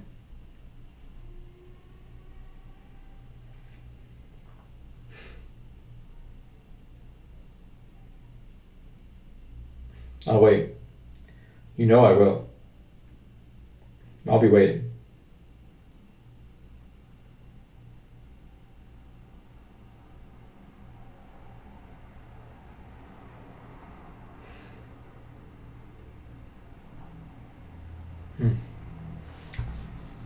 You say you're here to learn, but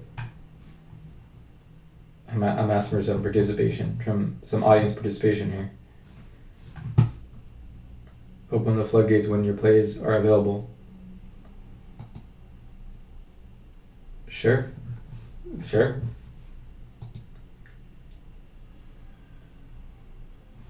true. That's facts. Don't just be doing shit just to do it. Like, wait till you have like more powerful plays to get your rocks off, let's say. You know, you gotta use the knowledge of their hand whenever you've resolved a deck dev or dust shoot, as you're liable to do, because these games also go long. Once you had Miracle Heavy, you had Wrist, Mirror Force, or Deep Prison. Well, he did, but I think he just waited one turn.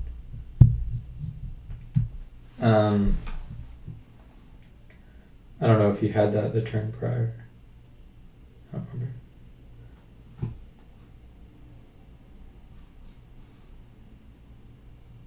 Yeah, here I had to kind of do a dance around. Tarantula's a really important card in this matchup. You gotta understand that. He draws the Storm. Him drawing Stormy was so annoying, low-key. Then I sacked him milling like double Sirocco. Or no, one Sirocco, whatever.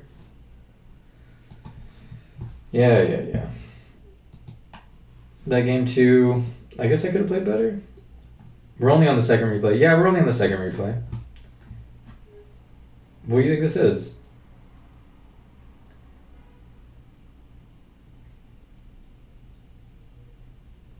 I'm also in the gym, so my input isn't going to be based on perfect info. That's okay. It's okay, man. I get it. But keeping deck dev seems good to me. You could take one out going second, maybe. I don't know. Seems pretty good. If they side in a bunch of breakers and kaikus, I feel like the deck is fucking garbage.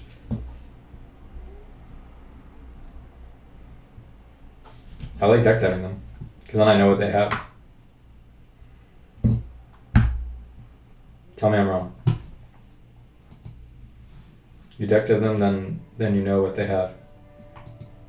2 replays in 2 hours, yes. No, it's been about an hour and a half, first of all. Similar, yeah, it is similar to Dust Shoot in that you end up knowing their cards. That's what I'm saying. I'm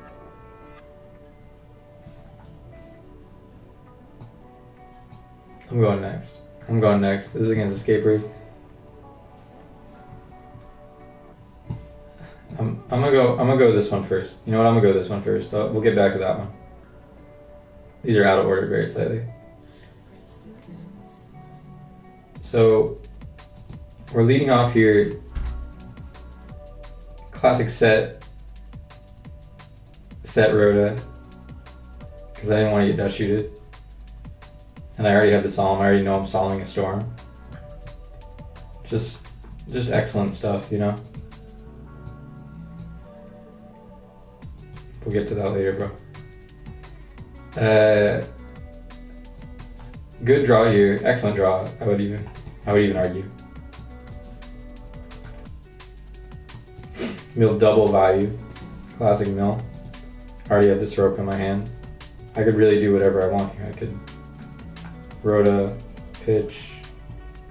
I could do anything. He has his gear frame up.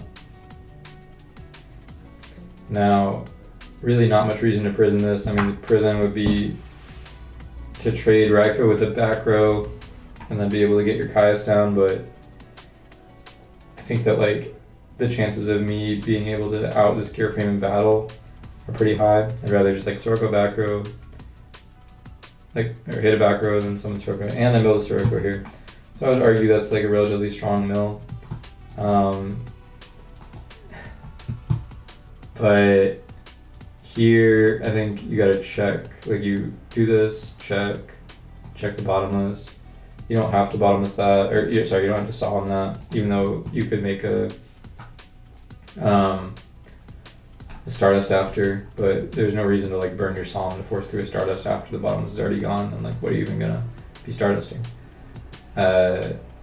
Just a simple, a humble Soroko summon here is all we need. Like you could go wider with, yeah, but you can't kill him, like you need an extra card.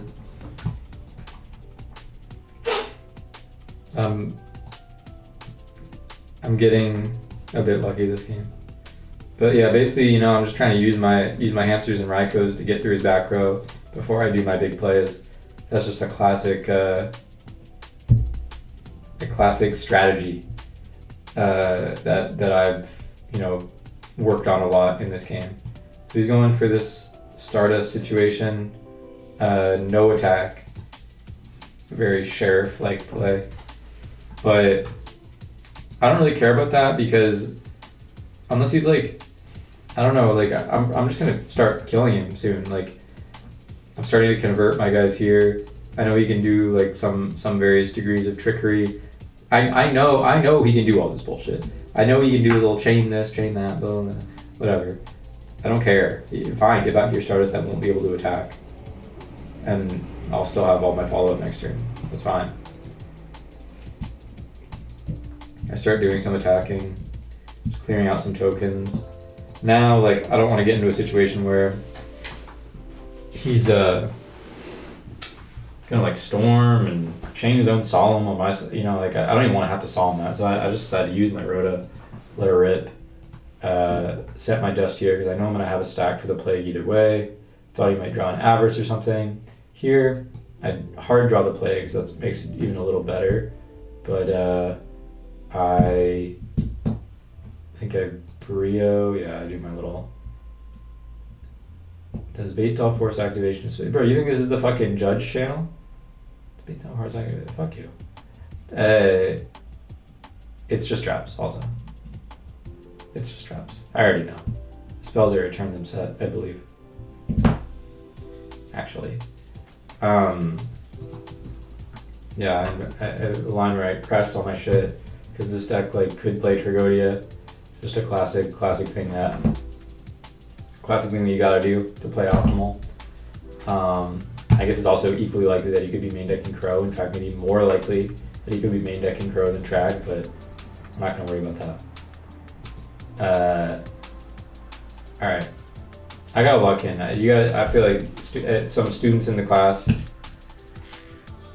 are distracting me, and I feel like you gotta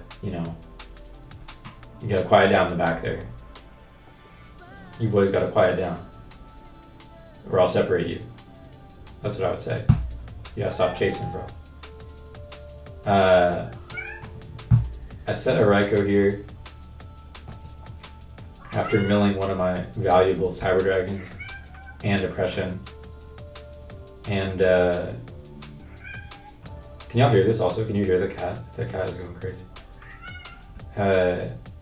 Please chime in. I can let her in.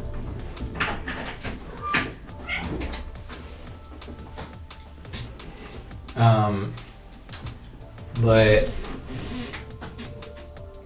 basically, I have to set the Raikou here to hit the other back row. Basically, I want my Raikous to hit the back row. That's gonna remain true in all of these situations. But he's using his Dust Tornado, which is kind of good, low key, because I don't want to flip my Raikou into the Dust Tornado. But I also have in case he goes really wide, I have Brain Caius for Crackbait. The cat wants to leave. The cat's not going to stay. And then I'm going to have to kick her out because she's going to fucking cause havoc in this room. So I drew a Storm here. Stop. Okay. Watch the game. But basically, he has the Scapegoat here, which how the fuck am I going to read the Scapegoat? First of all, this is actually pissing me off that he had the Scapegoat, and it definitely pisses me off in game number 3 or whatever. Those that know will know. But she's fighting.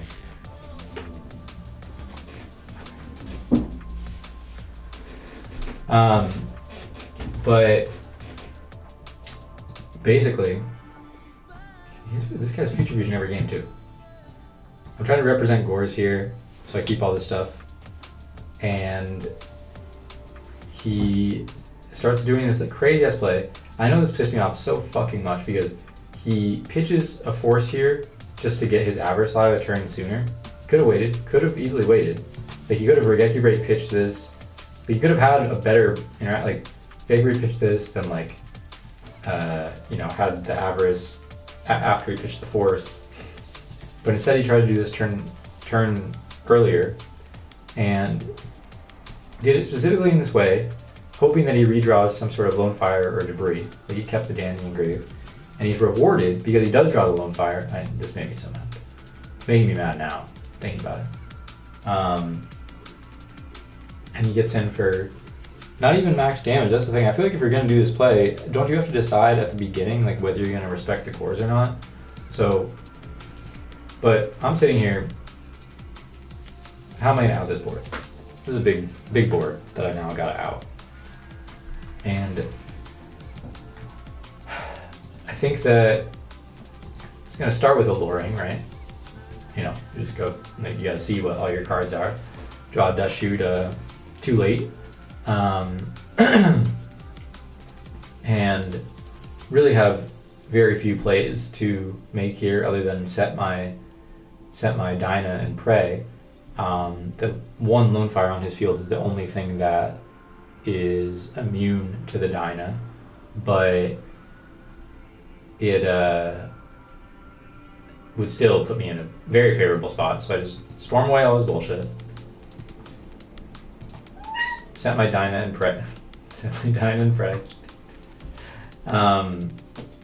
But he draws fucking Nobleman. He drew it for turn. He drew Nobleman for turn. I feel like people that don't live a day in my shoes, they just see their own games and think, oh, I got so unlucky or this guy got so lucky. When the fuck do you ever see that before? I get sacked, he draws the Lone Fire at the right time, all this stupid shit, and then I finally put myself in a position to potentially make a comeback, and he draws Nobleman in his plant deck. He's one-sided Nobleman. You know he sides one of those. You know he sides one. See, this is the problem. When the cat's in here, then she just knocks everything over. And generally causes problems. So she can't stay for very long. But I can pan a little bit.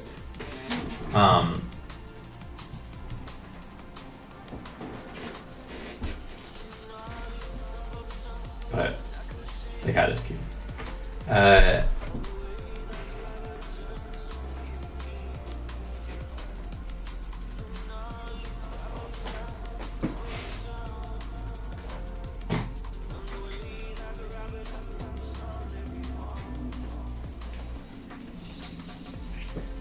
Okay.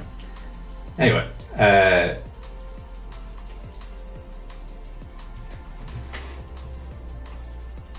we'll go on to game 3 against the Sheriff.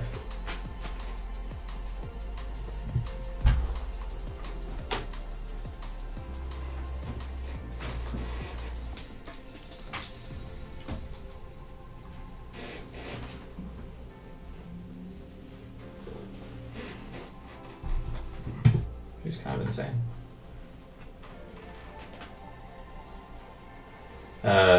Okay. Back to the action here.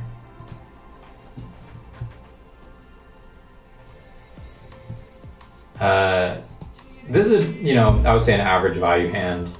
Has some good tools to work with. Just, a classic hand that anyone might draw in, any round of the tournament.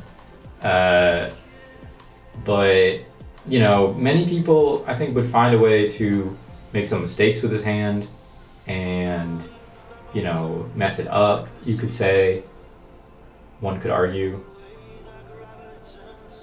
But I'm done for time. This is why the cat can't be let in.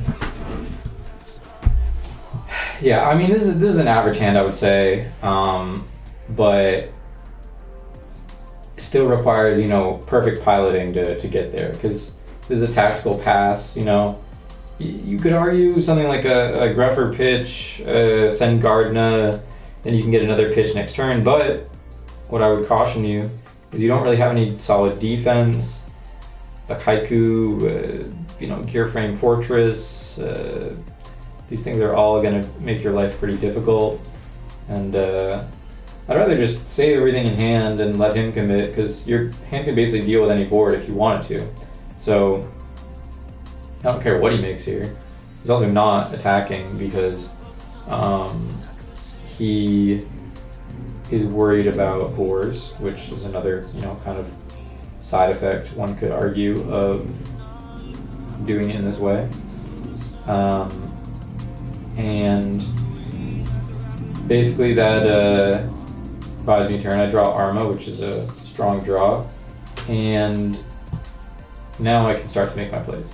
Now, this is certainly a hand with many options. One could argue, and I think people just start doing shit, right? Like people just start doing things way too often. Like they're just like, all right, I think I'm gonna go with this type of play. But you got to think about what you want to do here. Like you need to kill the Titanium. Can't be targeted, so you're not gonna be able to do any kind of Brio type situation. You want to put 8K on board. No, there is a chance that there could be a Gores or some sort of defensive trap. I mean, the Gores, it's not really that the Gores is less likely, but clearly there's a trap on the board. So that's your main thing. So it's how do you try to kill them through the Titanium, through the trap? Is that possible? Is that desirable?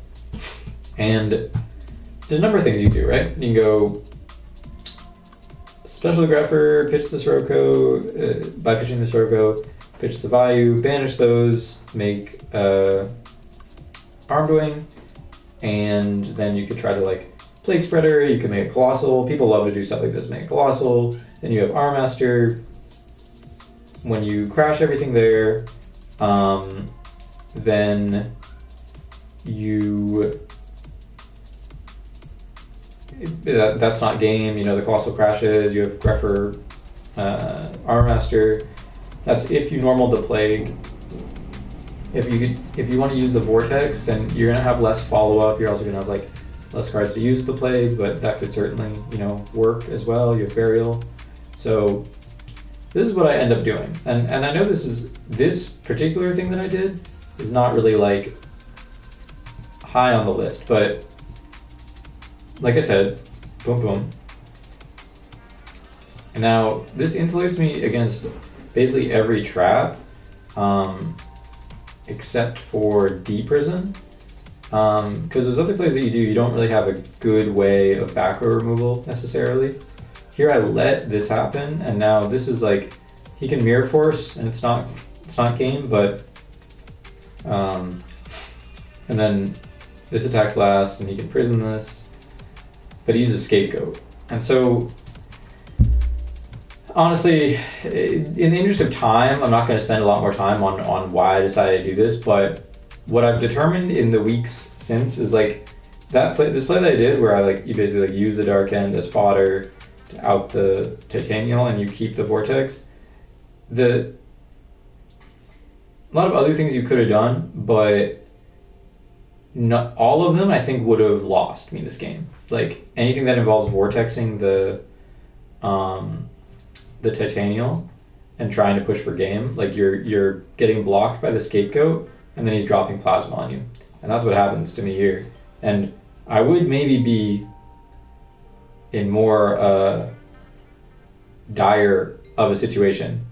But I have Vortex.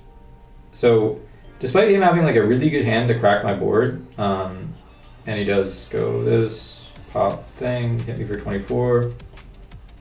But I just Vortex him back, and even though I don't really have good follow-up because I have to pitch my Armor there, then it leaves us both top decking. I draw a Raikou, strong draw, honestly. I hit the old one because like anytime someone sets something across from you, you know, like they're assuming you have a Raikou set. Anytime someone sets something across from it, you're probably going to assume that they want you to Raikou that. Doesn't always hold true, obviously. A lot of kind of asterisks associated with that, but much more reluctant to Raikou the card that he presumably wants me to Raikou. And then I drew Arma, which is like a phenomenal draw. But I don't banish here because I have enough follow-up and I'm at high enough life that I'm not really threatened, unless he draws like an Avarice or some sort of like, if he draws a Gear Frame maybe. So I can afford to just like play around the Mirror Force here, which he does have. Then I'm able to get this. Still probably if he drew a Gear Frame here, I would honestly be in still a bad spot, but rather than just dying, and then I draw a Kaius and I kill him. So I would say that one was a roller coaster from making that aggressive push with that great hand to saving the Vortex, to him having the crackback with the Plasma, and me having the resources to still play through it, and then topping out of it. Classic game, 10 out of 10 game. But I hope you can understand where I'm coming from with that, you know, because this shit is not normal. This is not no regular duelist's game that anybody can just play. This is for this is the adult Edison game, you know? This is the big boy game. Gotta run with the big dogs. I don't know, there might have been a better line, but I think regardless if it was better or not, which is a stupid thing to say, but I think every other thing I would have done would have gotten fucked up. It's just fact. I don't know why I chose to play around his Goat Plasma. That's not really what I was playing around, but you gotta respect it. Come on now. Anyone comments on that game? Comments in the chat? Commenters? Nobody's got anything? You boring little. I'm giving you grade A shit here, and this is gonna be for your grandchildren to watch the videos of. This is some real shit. This is really how you look at an Edison game, and you say, oh, this was good, this was bad, blah, blah, blah. It's important stuff. I'm not gonna get this every day. This is some rare shit against legacy lows. All right, we're on to Escapery. You already know I'm annoyed about this one. So, and this is from his POV, not me. I guess I could pull up mine, but I don't really want to do it right now. So we're shotgunning a lure. Classic thing to do. Want to find the dust chute, as everybody knows. No, I think my hand wasn't very good. Like, what did I drop the allure? Burial, Necro. It's annoying because I could have Arma sent Necro, but I don't even really want to do that. Pretty happy to like let this die, then Arma send Sirocco, and then I think I was just trying to find a Greffer. I also didn't really know what this guy was playing. And now I'm kind of set up because he goes Stratos. Like, he's going to swing with the Stratos. He knows I'm playing Vayu, so he wants to hit a Raikou. Now I can do my little shenanigan here. And this plays around Mirror Force and also helps me with my deck dev. Like before, like if I swing, then he deck devs, then it leaves me in an odd spot. I think that, yeah, I think it's a good play. He's swinging, trading Mirror Force, I deck dev, so it kills the Stratos, so now he needs to have another resource to get over my Gale, more or less. And I have return set up. He draws Breaker, which is a good draw in this position.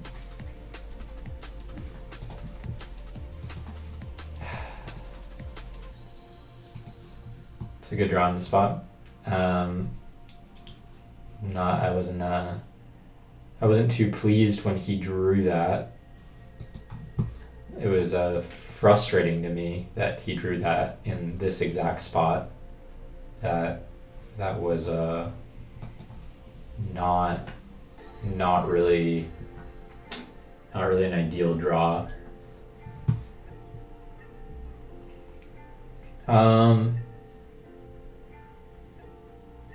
Well, the virus doesn't kill the Stratos if I don't Gale it, so I'm taking 18. And I have, like, I don't really need, like, Brain Gale for an advantage play when I'm just gonna, like, kill him with return.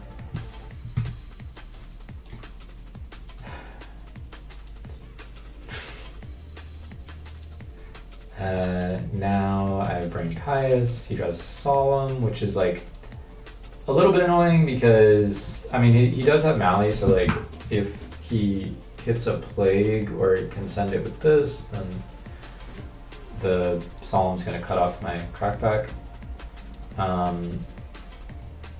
Now this is gonna put him under Brain, maybe? No, it doesn't put him under Brain, and he draws Miracle, but I have my own Brain, and I have Caius. So I knew this would, this would put him in range of Caius, but like I have Caius Brain to his Solemn, so I essentially have two lethal threats, sort of. But I will say he got a couple of very good draws there under the deck dev. But yeah, unless he does like a really, really specific thing there, he can't beat Brain Caius. I think there's like one line that I figured out that he could have done, because I knew all the cards at that point, but the Breaker pissed me off. Obviously the Breaker pissed me off. But I won a game, so. I set deck dev here thinking that he might like not try to, a lot of times he probably wouldn't try to Breaker a random set card early game like this, but I think specifically because he has double Breaker, he's down to risk it. Like if this one gets bottomless, then he has the second one. It's kind of unfortunate for me. Like I didn't want to like Greffer Sirocco into Armed Wing, because obviously like if he's already maining Breaker, then he's going to be siding out some amount of deck dev targets, and I assume he did. So yeah, he goes first, and now I have the deck dev set. I'm seeing if he's gonna commit. He does commit a breaker. Also not sure how many breakers he's on. But yeah, that was sort of my logic there. Was like, you know, I want to get this deck dev off, and especially if I can trade it, like, you know, if he goes Stratos or something like this, if I can Greffer into Armed Wing and get him to use a trap on the Armed Wing, and then I can deck dev there, that would probably be useful for me. But just like spamming a deck dev probably is not going to do that much good against his deck, so worst case, if he breakers it, which he did, then like I'm probably not that upset, because I mean, as you can see, the deck dev would have kind of been a neg either way. No, not extending into Mirror Force or Torrential here. Also because I have my own Torrential, which I then set. He has Breaker, and I don't TT because like if he pops first, then you know my Greffer can run over it. Thought he might attack first. I would have been very upset there if he had Trap Stone. But here, I mean, I have no Dark. I think if I drew a Dark there, I'd probably like I'm in a much better spot this game. But still no need to like extend into my own Torrential. Draws Mally there, which is a pretty good draw. He's also just not trying to commit to his board because he has his own Gores, but I think I'm kind of reading that to some degree. I draw the Rug after the breakers have been used.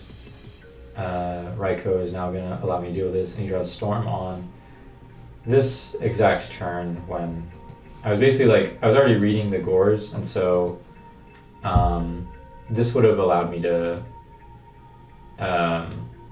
kill him through Gores if I Raikou the back row and make Armed Wing, Burial, make another Armed Wing, return. You know, the Vayu goes to like 71 or whatever.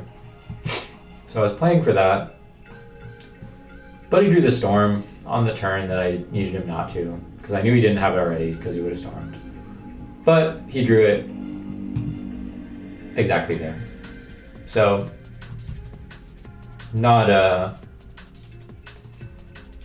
not my favorite series of events. And he has Plague and Mally ready to go. And he has just many cards to my... Not many cards. I draw Shoot. That's going to do nothing. He chains Crow. Like he gets to standby. Shuffle the Gores. His own return. And that will be game.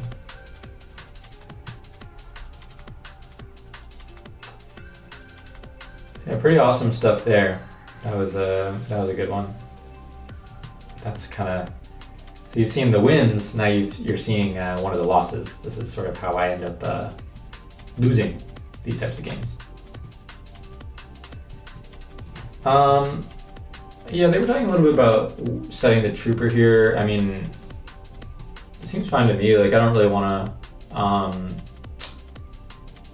like I think a pretty decent chance they could side something like Nobleman. Yeah, I definitely keep Trooper going first. I mean, I don't really side out Trooper in many matchups, mainly Gladiator Beasts and Blackwing, but even then it's pretty solid. Sometimes against the machine decks because they have their own Cyber Dragon. But I think Trooper's really good.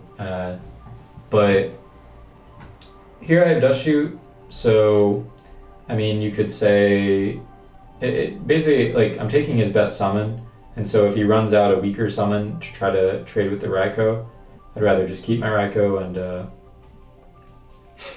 I guess there's a world where I could hold my Shoot, or like not shotgun my Shoot, and let him try to attack and then Gores. That's an option.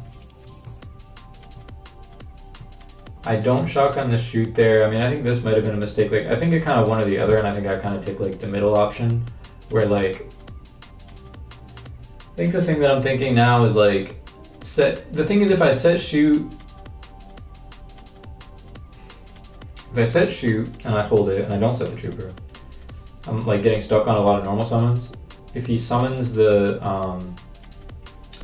like a breaker or something there and pops it, and I'm forced to shoot there, then he might know that I have the gores. But so I guess I could stand by shoot, but then I don't know if he's attacking. Like I think he's trying to play around the gores either way.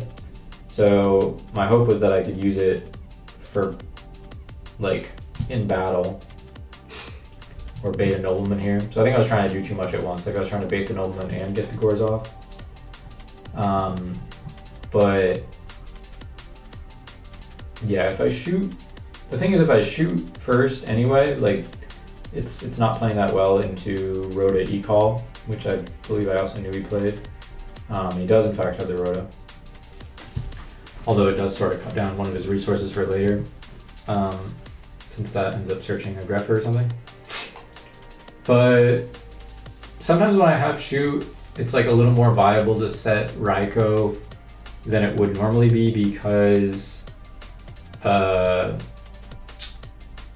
like you would be taking their threat that would be trading with the Raiko anyway.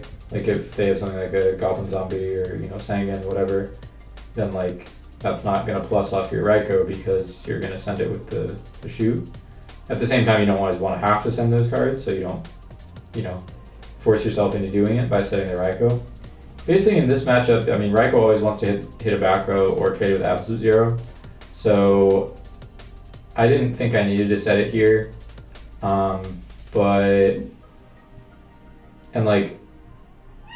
I just want to see cards. Like I want to see my warriors, like a Greffer or Rhoda, because even keeping the trooper, like trying to get the trooper mills off, I mean that's only worthwhile if I hit a Sirocco really. The fact of the matter is he had a really strong hand, and I mean Dust Shoot also always, like if he had led MST, which in a sense it's surprising that he didn't, because he knows I play Rug. He saw it last game, but just went for the raw Stratos. I draw, so now I have MST Storm. Or sorry, no, I have Dust Shoot. I don't do it on the attacks now. I don't know his back row. But he end phases this. I'm not really sure why he end phased it, other than I guess maybe this exact scenario, because like now I see one less card. But I have Gores still. So I guess my thinking there was like you have literally like 4 options. Probably Arma's the least likely one to be able to send there, that you'd want to send there. But he has 0 darks. Like he could get to Dark Arms regardless, because he can go like Special Greffer, and then like Brio and Synchro, like, or yeah. But he draws Crow for turn, which is pretty annoying because that's like his interrupt that he didn't have. And yeah, I think you kind of have to send the Dark Arm there because like I'm also trying to play to get my Gores off, and it seems like this is the most likely way. Like if he does some Brio play or like some Stardust and like swings another guy, then like it could leave him in a position where like he can't game me and I'm able to get the Gores back and kind of like swing back over the Stardust.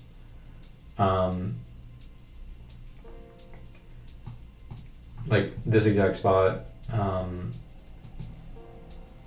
I end up dropping the Gores here because I didn't think that he would swing with the Stardust. And I'm pretty sure he would not have, like I'm quite confident to be honest. But maybe I just had to hope that he did. And buy myself another turn.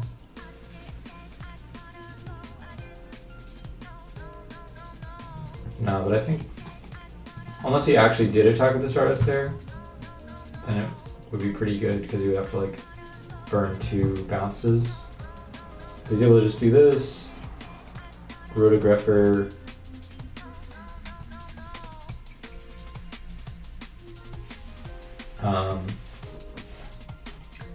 And then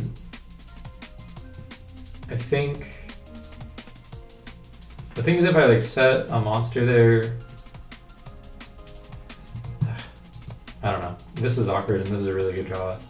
And he hits the burial, I'm pretty sure. This puts him to too many darks, and also turns off his return a little bit. He doesn't attack with anything else. I was hoping he would just attack with the Brainiac there. The fact he didn't is really annoying, but Arm Ascend. Now this is for just mill. This gets deprisoned. And he doesn't attack with the Stardust there, he forgets. And now I think I see a window where I can win, right? Because now I'm able to make my play, but he has the crown. So, I mean, just as a refresher, I mean, his unknowns there were Bottomless Crow, Breaker. Those were his 3 draws after I dust shooted him. I mean, Crow, Breaker, Bottomless. And he played in this like really specific way that made my Gores useless. I mean, it was well played in a sense by him, but also just like really frustrating because I kind of like baited it, was able to wait it out with the Gores in hand, to get to a point where I got enough turns to draw the Grepher, and he had kind of the perfect counters to the Grepher. But by this point the Gores was too little too late, and I have double decked of Oppression. And I mean, his hand was also like sculpted at the beginning of this game, so I would say, I mean, in many of the matches that you board them in, drawing too many of the deck devs in Oppression are going to be somewhat of an issue. But yeah, this was a pretty frustrating one. I mean, his hand is insane here, and like not leading the MST, which would have gotten exploited by the dust shoot, is also really crazy. I mean, the dust shoot,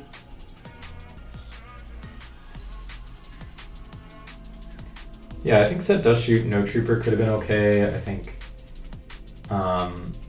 as someone who doesn't understand well enough why is Vayu preference over Blackwing, I don't know. I just think Blackwing, like, you draw too many awkward hands and you get stifled by your normal summon too often. Like, if they have any amount of like Bottomless or Book Moon, like there's sometimes things you can do to bait those out, but it basically all involves like, all right, I'm gonna get stopped this turn and then try to have a play next turn type things. Whereas like Vayu can actually push through back rows with some regularity. Like, I feel like you have more of like a draw and filtering and mill engine, so you're seeing more of your deck per game, kind of play it out the way you want to.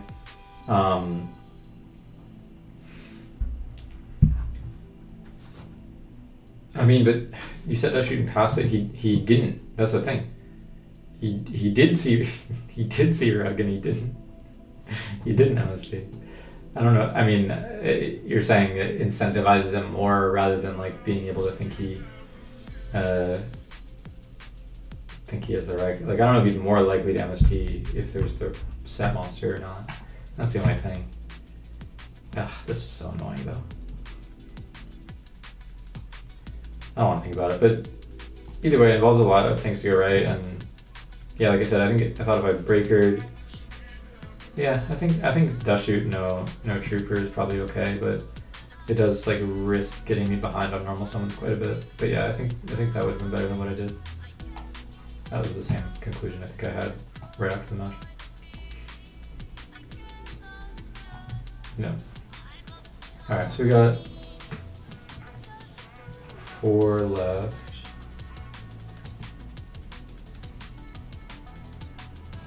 This is a fast one. I want a little quick one. This guy was playing some shit fairy deck. Dark Valkyria pop. I'm sitting on a handful. I mean, if you notice in this, like, even though like Garden is the better effect to have engrave, I'll usually lead on trying to get the Vayu engrave if I have the Arma, just because like that gets me some aggression. Like if he summons any like beater, I didn't know what he's playing either. If he just summons like anything and I'm able to like Arma Stroke it, like I can kind of, I have storms, I can get through a trap, like I can present multiple threats on board that he has to deal with. Whereas like Garden, I'm just kind of stalling out and hoping I draw things that are relevant. That's exactly what happens here. I'm able to storm, even though one's a legacy, but get over, and now like, assuming there's no other extenders or whatever, I mean, I didn't know he was playing Valkyria, or like, I didn't know what he was playing really, but then like, he's getting over one of my bodies, but it's still buying me time, and I had the Plague initially, but if I had the, now I have the Kai's as well, so I can still kind of like convert one of the cards on the board and clear one of his threats, whether that's making Brio if he left this, or Dark End, or Stardust, or whatever. That's just generally the play sequencing there. This is like, he can bottomless this. I figure he's probably playing Herald as well.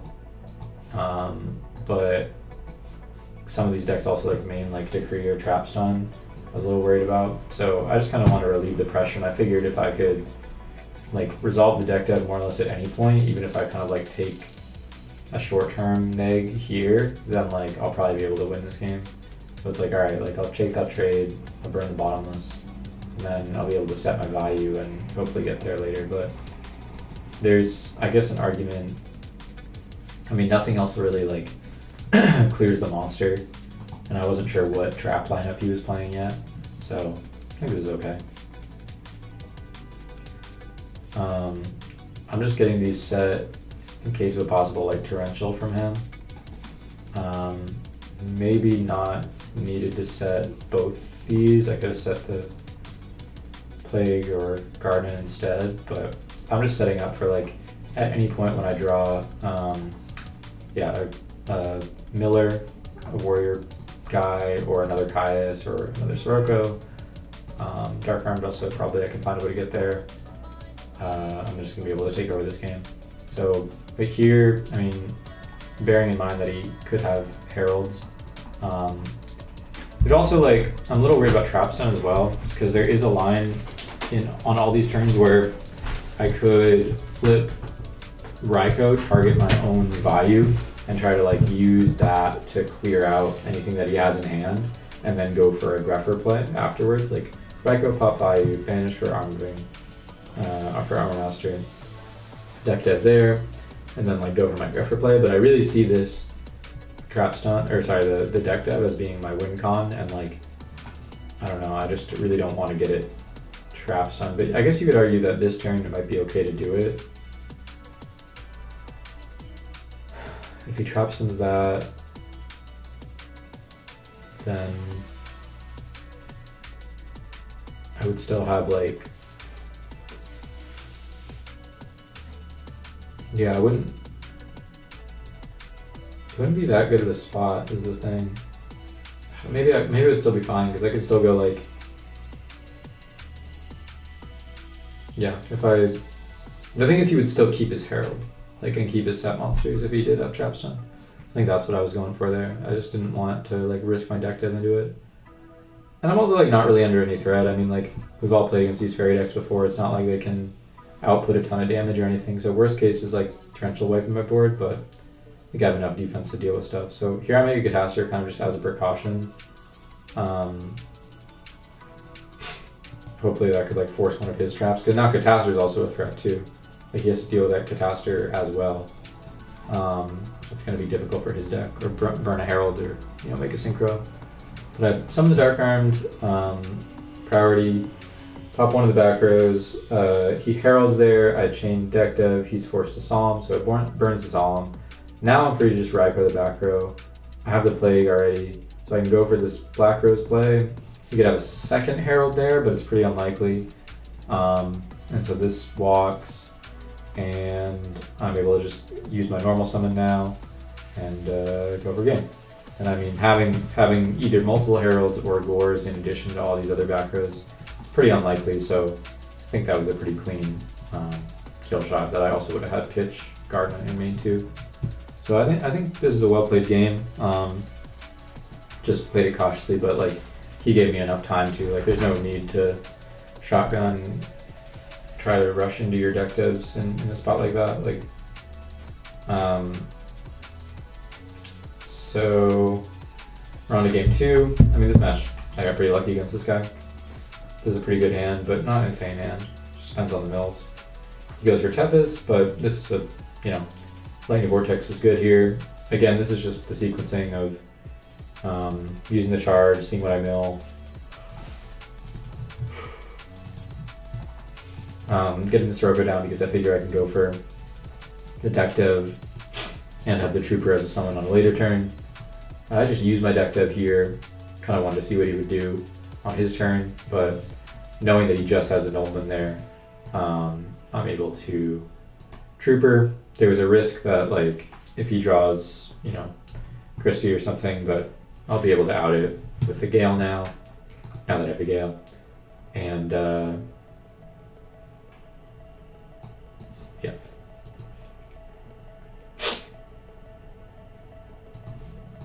Draws Iatos, which he can summon off the Valhalla, but as soon as he draws that, I basically know it's game because he, yeah, I mean, Gale, half, attack over, kills this, Kai's killed it. So that was this game. This was kind of nothing to write home about, but still played relatively clean in the game 1. And just, you know, it's just about the way I'm setting up things, like, not going for, like, Grepper pitch a piece every opportunity, because that's just not always the right thing to do. But yeah, just the way that you're kind of grinding towards identifying your win con, which in that case was like resolving the deck dev and kind of seeing where it goes from there. But yeah, I mean, this was well played, I think, even against a kind of unconventional deck.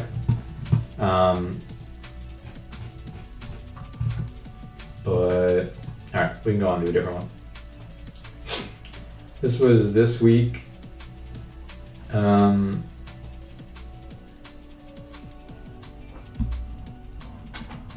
Yeah, this was another Hero Frog one. We did that first Hero Frog one. This is, you know, end of the season basically. We have like 1 week left. So here I just passed it. I didn't really, like, I went first and I didn't feel the need to, or no, sorry, I went second. He let the Duke Frog going first. But like, in the weeks past, this guy had played, I believe, just Blackwing.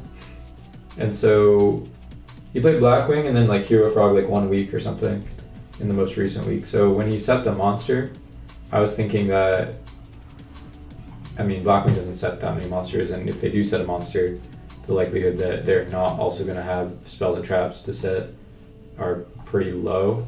So my read was that, okay, he actually was on Hero Frog, and, you know, in that case, that could probably be a Treeborn or a Duke Frog, neither of which I really want to attack with my Arma. And usually, like, you might want to clear some bodies because if they're just going to summon sub next turn,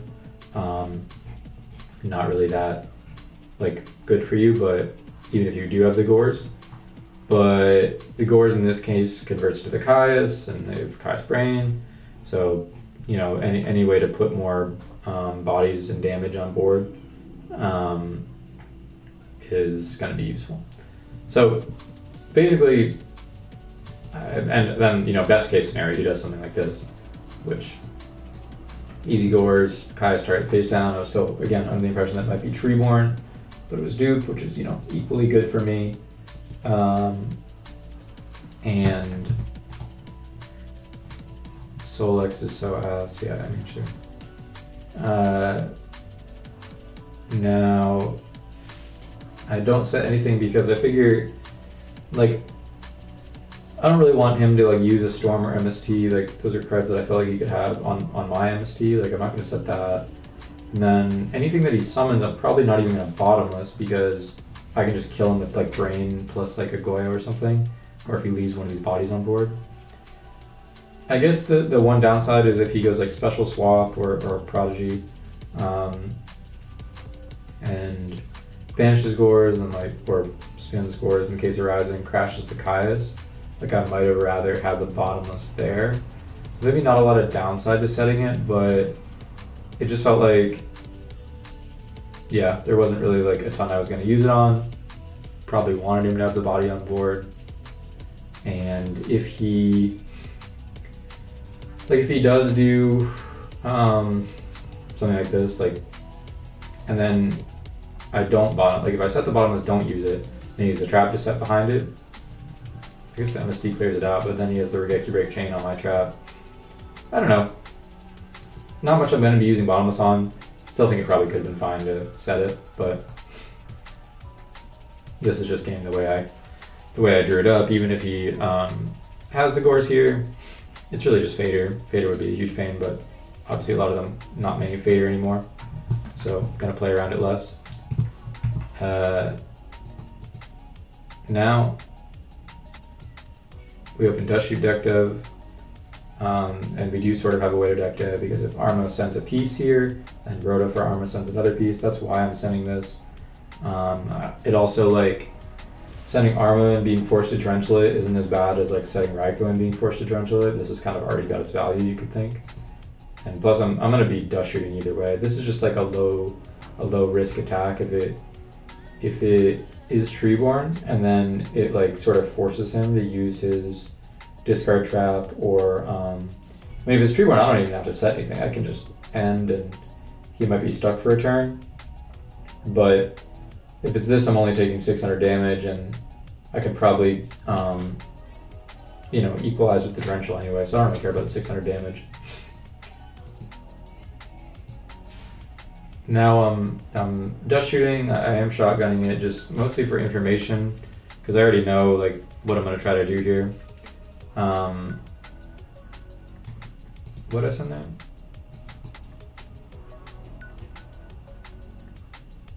Alias, yeah, just because like that's the only thing that like is gonna force me to use an interaction, whereas like this, I get to keep all my bodies, and I just like basically like forces through more damage. Like this trades with all his cards, even though I'm losing my Dark Arm there, but now I'm getting in for 28 every turn. I'm seeing his draws, and like there are cards. I mean, he pitched like he could draw a Miracle here. I'd have to Torrential, not great. But if he draws a Treeborn here, then he could also tribute for one of his guys, and since he has two bodies for follow-up, like I have to use both my Raikou and Caius in differing orders. But yeah, he takes 28 here, so unless he draws something active here, then he's just gonna lose, and he draws a TT, he can't out the two 2800s, so just the arm is killing. So this was also, just kind of like logical plays, and I guess not tunnel visioning into always sending Gardner or something when you, like, people always be doing that, but because I have the deck dev, just trying to get that set up, and also get as much value on it as possible. Yeah, pretty normal game. Got kind of lucky against him. Alright, now we can go, we're on to our last two. This is about the window of time that I was hoping this would take, but hope you guys can appreciate some good value content, and as I'm trying to tell you things to do, things to not do, how to generally think about when to send what, and when to set your Raikou, and blah blah blah, what to do, this. Yeah, a lot of important stuff there. I hope you guys can appreciate that and watch it back or whatever. All right,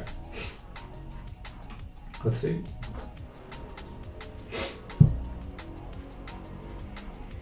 So in this game, I'm playing as DeSantis, who is playing Hero Frog once again. So I've clearly played against a bunch of frogs in this War League, which, people always say that's not a very good matchup. I think I disagree. But here, swap bounce, summon Treeborn, set a back row, so kind of obviously I think that he has the water art. I mean, he could have, I suppose, like used the E-Call for Stratos, he doesn't even have to pitch the ocean because he hard drew the tree corner already, but like special swap, bounce the Stratos, use the water art. In that situation, usually the swap gets kind of stuck on field, so I don't know.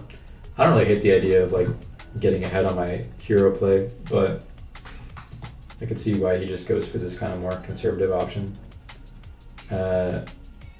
Hits my Greffer, which is kind of the obvious pick here. But so I have to use the Allure to kind of try to change my hand. Draw Raikou, and he knows I draw Raikou on the return, and obviously immediately I know that the return is going to be kind of valuable, just because that's a card he doesn't know, and if you're ever getting, I guess in this case, water arted, not dust shooted, but like you want these kind of powerful cards that can claw your way or steal a game or something. So I think once again, it's just like kind of assessing what cards you're trying to prioritize in your hand, because everything's very, conditional and situational and like just really dependent on what you're trying to do in any given game state, what the matchup is, what game, 1 out of 3 or whatever, what they might have, etc. So you really gotta like be reassessing as the course of the game goes. But in this case, I know the return's gonna be really strong. So I kind of do this to check for a storm, because I'm thinking, even if he storms me there, at least I know that I'm getting my return down a turn later. And also, he knows that I have Oppression and all these other cards. So he might be expecting me to set the Oppression, which could dissuade him from going for a substitute play.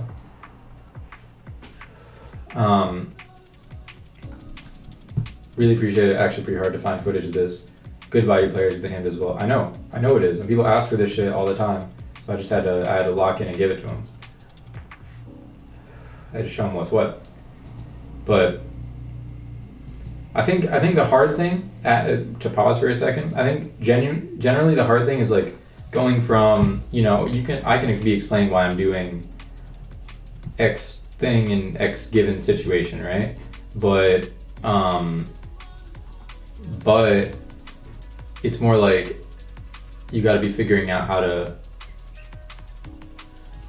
generally think about all these different situations, right? Like learning what to do when you get water arted with this exact hand composition, is not going to help you very much win more games. But understanding like, generally here's what I'm trying to do or play towards when I get dust shooter, water arted. Here's why I'm doing this in this spot. That's the stuff that's going to make a difference as you can apply it to your game. And even though, I'm sure there'll be still a lot of, what should I do with this hand? And are you always doing this in this spot? The answer to those things is always like, it depends. If you ask any good player, they'd be like, well, depends what you have the rest of your hand, depends, blah, blah, blah. Anyone that is super definitive, but, I always do this in this spot, they don't know what the hell they're talking about. So, but you got to be able to evaluate game states on the fly and figure out, what they might be holding based off their plays and which cards that means you have to prioritize of yours, how to bait them out with your weaker plays first, test for storm, like I just said, all these types of things. So now he goes for his e-call. I believe I'm presuming that this is the draw for turn, but in fact wasn't, but he prioritizes that. I also crucially don't use my bottomless there, even though it could be a somewhat valuable spot to use it, both because I really actually want these mills. Mills plus the return are kind of how I'm going to be able to win this game. And if I bottomless there, then he's not really going to have a way to trigger the Raikou. He's probably not going to special the swap because he thinks I have Oppression. And I don't want to flip the Raikou on my turn, so it basically gives him another turn window to draw a Monarch that would, stop the Raikou from resolving. So I'm actually okay to trade the Raikou rather than the bottomless. Usually I think it'd be the other way around, and I'd be trying to use the Raikou to hit a back row. But he doesn't really seem to have any here, so now I draw Burial, which, once again, that was just It wasn't even a particularly good draw because I don't have the setup, but at least it's like, you know, playing towards that game state of like, all right, if I can find an Arma or a Rhoda, then I could probably deal a lot of damage. So it is like a step in the right direction, but like crucially I set the return here, not the oppression, because basically like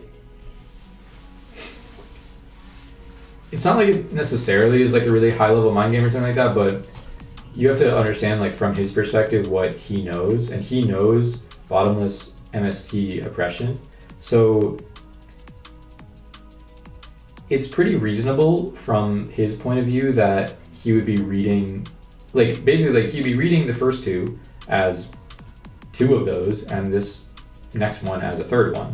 Like, because it's a pretty logical thing whether or not I drew the return to kind of test for storm and then set my third one, because these are all kind of relevant pieces of interactions. I would say like me not bottomlessing the Stratos might lead him to believe that these are not bottomless, but you also don't necessarily always bottomless the Stratos.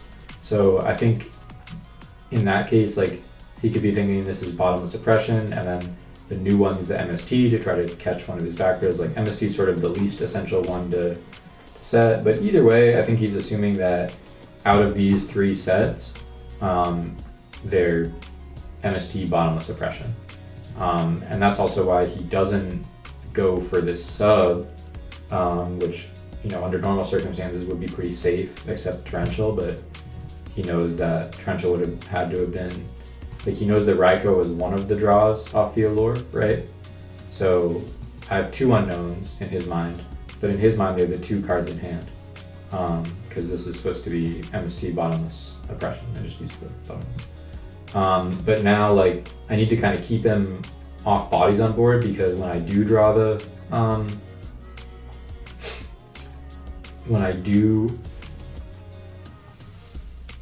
draw the scent, like the Arma or whatever, I need to be able to actually kill him. And it's also just better, like, you know, it's also just better to not take the damage. I think, I mean, if I had left this and still been able to MST something, then I probably could have like double Sirocco pumped over this to kill it, so there's an argument. But basically, like, I do draw the Rhoda here, I do get Arma, and even though like leaving the ocean would have been a little bit cleaner into the gores, it still works out here. I mean, the ocean was really just like if he were to be setting multiple back rows, or if I needed to buy myself multiple turns. Like obviously I'm trying to play towards drawing the Rhoda or Arma or whatever, but I wanted to kind of give myself time so that if I didn't want to hit it on that turn specifically, could still be a good option. I mean, it may be the case that I would have kind of had to hit it on that turn, or else I would have fallen too far behind. But the only reason I'm debating this is because it made it, a less clean kill. Whereas if I had left the ocean on board, and I still would have been able to deal with the trap with the MST, at least one trap, then I could have killed him with like, I mean, it would be the same board, then I return, and Sirocco pumps twice, going to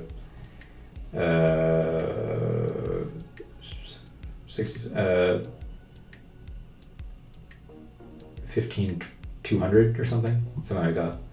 A lot of fucking damage. So it would easily kill over the ocean. So maybe an argument to not, but I think it's just in the interest of giving myself more time.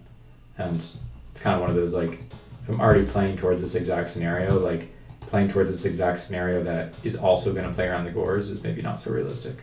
So this was, I think, actually a very good place of like being a very good example rather of like being in a kind of bad spot, kind of having to play towards your odds. Obviously I got lucky. I'm not saying I didn't get lucky, because like my draws were like off the Allure were like return Raikou and then drawing Burial, drawing Arma and runners. I was really lucky, and getting the mill of the Sirocco as well. But with all that being said, it's like I do think that the way I played the game, staggering my sets there so he didn't know that all of them all the time. Like if at any point he had gone for his substitute, while I didn't have the oppression set, would have been much, much harder to win. I mean, basically impossible to win, because I don't really have enough resources to out the dupe block and the and kill. But I win. So now, game 2, post board. Again, I've kept Storm here. He opens Dust Shoot, so we're once again in kind of a similar spot of not wanting to, lose, or what am I trying to say? Like, trying to conceal information. So I do this, I Pro Storm, which you don't often do against frogs, but it's basically because, like, first of all, he knows, I know he has a swap, right? And so if I have to send anything besides the swap, then his swap is just going to trade with my Raikou, or he can get back, like, he knows I don't have a Deepers or anything. He can honestly just lead, get back Treeborn in attack mode and trade it with my Raikou. There's a real reason why I wouldn't set the Raikou here. It's not just, because I guess I'm saying that because you could interpret me not setting the Raikou as the fact that this is not Rug, because I don't want it to get Monarched. But even without taking the Rug into question, I think there's a real good reason for me to not set the Raikou, and I think he knows that. I mean, this is also about judging. I mean, Michael won a RBT, right? So, like, he's topped a couple events.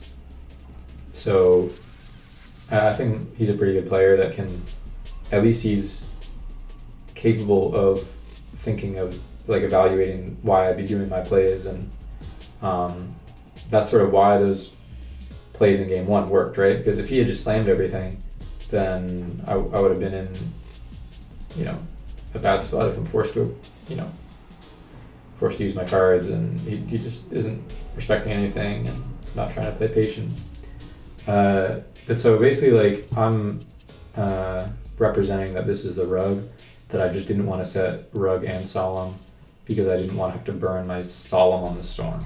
Like, that's a reasonable play for someone to make.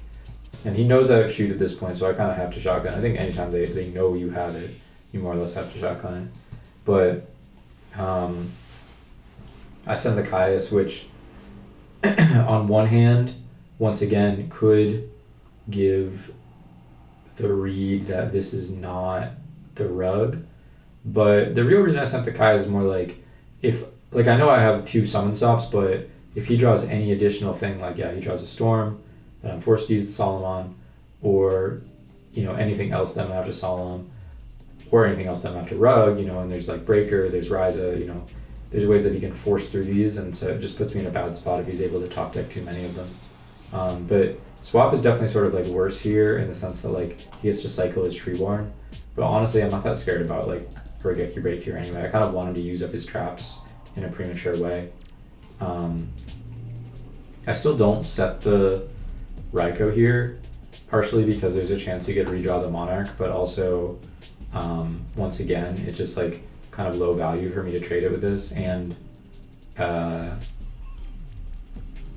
if he, like, I kind of want to get my Gores off, which is, again, a new card that he doesn't know. So if he tries to do something like preemptively pop this, then that could really work in my favor. I also just, like, I don't want him to, like, Regeki Break the back row and then, like, try to trade off the Raikou with the swap, which is what he could do, or, like, Regeki Break target back row, get back Treeborn in attack mode, bounce the swap, like, force my Treeborn to either top, or just, like, he has the Treeborn on field. So this is all, like, I'm just trying to use my cards efficiently, and I'm really trying to potentially get off this Pro Storm. Not even necessarily for a plus, but I'm just trying to see more cards as well, kind of like that other game where I'm just trying to kind of build up resources and work my way into a position that I can feel comfortable about. And now, like, this is a classic setup against frogs that, is really strong. Whereas I could make a Stardust here, but I know that he has the Brain. The only unknown card here is the Caius. I know everything else, which he redrew. So I know the Brain. I'm hitting him for a lot of damage here. I also, I know the Treeborn hand, so I know he's at least going to be able to set that and wall some damage. But I draw the Thought Ruler. I know this is Mirror Force, so I guess there's an argument to like Raikou swing. I saw in the Mirror Force, like assuming that this is a Treeborn and not a Dupe Frog that he drew or something. But I can just wait a turn and like if this is the Mirror Force as I strongly suspect, then I'll just be able to pop it, and like I'm not really worried about being behind a turn as far as the setting because I have pretty much 2 answers in the Rug and Solemn, which he knows both these cards also. I can burn this because I mean this is gonna force regardless. Like if this is the Treeborn, he can make a Brio. I guess I could Solemn the Brio, but kind of rather keep the Solemn for something like a Miracle or a different type of tribute. Now, this is, yeah, I guess slightly risky to do this when it was a little unknown, but it puts him on a better clock. Attacking with the Thought Ruler here puts him down to 25, and now he doesn't know the deck dev, and to be honest, like he really can't afford to respect it. He draws Storm, which is like a little bit unfortunate, but it's like unfortunate for him rather, because now he has just no play. It's like nothing he can do. He has to like like Frank Girl gets negated, but again some good draws there, but I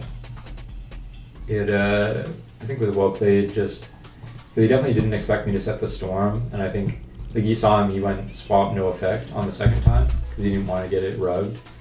Maybe could have been more worth it to just eat the rug or something, but it's just a way of like, especially when you're playing against someone pretty good, you can kind of abuse their knowledge, and like it's also like these are somewhat high risk plays, you know, like I wouldn't expect them to work every time, but especially when I'm getting dust shooted, you know what I mean? Like these are times that you have to take slightly bigger risks than you might otherwise would, or you need things to go your way. So sometimes that's needing things to go your way in top decking the right cards, but it also could be needing things to go your way and like your opponent playing a certain way. But I think you kind of like need to give them the incentive to do so, because otherwise, like if you just make normal plays, and they're gonna assume that, and they're gonna when they use and resolve their dust shoot, they're already assuming the most obvious thing that you're gonna do, you know, and like they're already sending the card that they're sending because they have a plan of how to deal with that. So I think like doing some slightly tricky shit post dust shoot, post deck dev, or water art, or whatever the case may be, can sometimes be the only way to stay in those games. And in this case, you know, I was able to pace it out pretty well, where like I knew where the Mirror Force was. I was able to pop it with the Raikou. I was able to set up my. Anytime you have like Solemn Rug and a big body, even if it's not something like a Thought Ruler or a Stardust, that's gonna be really hard for them to deal with. That was a good one. A couple little tricks came out to play. This is the last one. This is the last Vayu replay that I have in War League, and I'll be able to show you guys. I don't know. I hope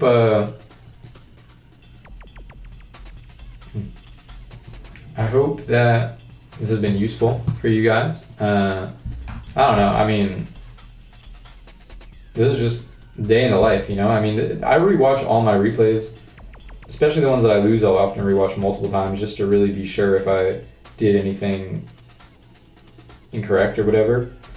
But it's a lot that goes into it, and I don't want to undersell or oversell it. I mean, it's not like I'm doing rocket science out here, but at the same time, like, I have to make consecutively many correct plays. I mean, we've watched all these replays, and you know, different decision points every turn, and I think, you know, if I had to be honest, like there's only 2 or 3 misplays that I would identify, and when I watch other people's games, let's just say there are some more misplays. But yeah, I mean, you see what I mean? It's just the importance of just making these correct plays consecutively. It's not about making one good play every now and then. It's just about being consistent and just not fucking up left and right, dude. So this is another one where I lose. You can tell by him being on the bottom. But you would think pretty decent because I opened Dust Shoot. I wasn't 100% that he was gonna bring. This guy's undefeated, I believe, in War League, or I think he's X1, 8-1 or something. But I shoot here against this deck. It can be good to hold the shoot, but just because I wasn't sure what he was playing, it's usually like safe enough to shotgun it, and like if you can take a swap right away and they don't have that, like if you're just forced to set a dupe or something, that's not very good. And I have a good answer to it. I mean, that's the thing, like if he's just forced to set dupe, then my hand's really strong. So if I hit any piece here, I'm in a really good spot, and I do. I decided to go for pitching pitching Vayu, sending Gardna here. I think that this might have been a mistake. Like the Gardna kind of prevents them from going really crazy with like True Nades specifically. But they probably would not have enough resources to do that. Like they don't even have Treeborn, so the main way that they're getting everything active is like Moray, like another Moray, and then or like drawing 1/1 for turn or something. But even then, like they need a bunch of consecutive draws to do anything. So like obviously I didn't know what his draws were off the first Moray, but I could see like making the armed and then stacking for Plague, like sending that instead of the Necro, 23, and then like the guys on board and like making the Stardust main phase 2. I'll still have the bottoms and TT. The only problem is since they're not playing Monarchs and like the TT doesn't really do much to protect the Stardust, and also doesn't play that well into Gores. I mean, this doesn't necessarily play better into Gores though. It lets me TT the board and not be behind on a draw. But yeah, I mean, after the Moray, him drawing Storm 1/1 specifically. The thing is, like, even with the Stardust, you know, if I'm forced to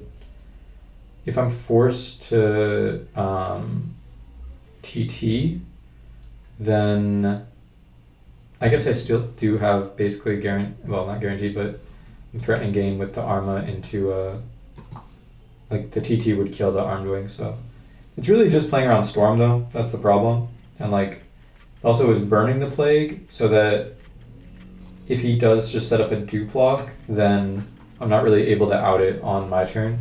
Whereas with this, it's like I can Arma send Plague, and still have a Dark End, or if I had held the card, then Brio. I think that's why I did it this way, that I could still basically have an out to a dupe lock potentially. Yeah, it's just pretty unfortunate that he drew exactly the 1/1 in the Storm. And then now, I mean, does this, resolving his Avarice, but this is just a really scary spot because if they draw more extenders like an Avarice or Salvage, you know, this is getting him deeper into the deck. I mean, these are two really good draws rather than like drawing the Frogs. He drew 2 spells, which is really unlikely. And then more pluses, and I think this just gets him another body on board. Yeah, because now he just goes for another dupe. He could have gone sub-dupe. I don't know that necessarily this is the most correct, but now I do go for the Dark End, and the problem is like if I don't do it this turn, then it's not really going to be a good window to get through all this. So there is a world that I could just pop the flip-flop here, but given that he got rid of the sub, I thought he might have another one. And like, this provides a lot of pressure, you know, it's still, I guess, putting me in not a very good spot, because what was the crisis tact again?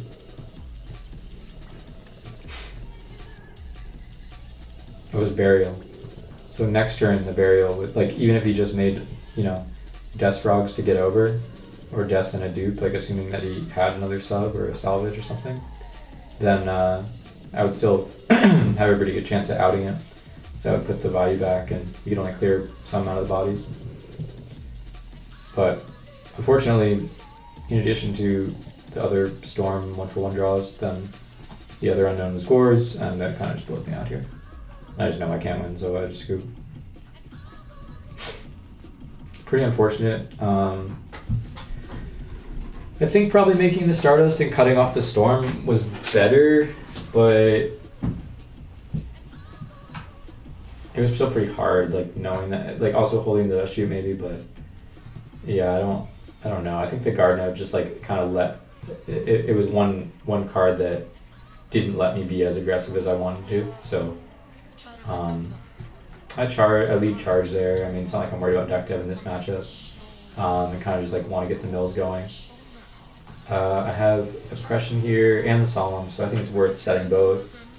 He used this. I guess I could save the Solemn. I could let this sub resolve, but it doesn't really seem worth it because then if he gets swapped, he's still probably cracking over the Raikou, given that he knows what it is. So now, I mean, there's a Regeki Break. I thought it could be a Trap Stun or something. I do this in draw phase mostly because sometimes like when people enter standby, they'll try to use their Regeki Break effect. Like basically, if you're trying to do something like that, you should probably priority do it in draw phase when you draw. But some people might forget and then realize they want to pitch a Treeborn. But so this just gets out of that conversation entirely if I'm doing it end of draw phase, like after they pass priority. That's why I do it that way. But now like this Regeki Break in theory is going to get me a couple mills. If I mill a Sirocco at any point here, I'm in a pretty good spot. I also just am pressing a lot of damage with the Arma. So even if this, I'm thinking even if this Regeki Break hits my Oppression, there's a pretty good chance that I can just one-shot him with my Dark Round. But he hits the face down, which is, I guess, a good play on his part. It's kind of hard for me to say. But I banish here. I mean, this is going to be a little risky into Gores, but I think against this type of deck, you probably have to do it. I kind of, from my earlier game, I was just like, let me just get the follow-up in case he, I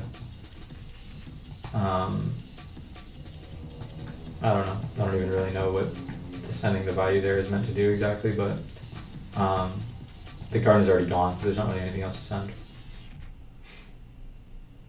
So everything attacks here. He draws Wimboss, which is really annoying because like he plays a split of Wimboss and Regeki Break. I looked at this guy's replays before I played him, and Windblast ends up clearing the Armed Wing over the next turn, and if it was a Regeki Break, he would have had to deal with the Vayu Engrave.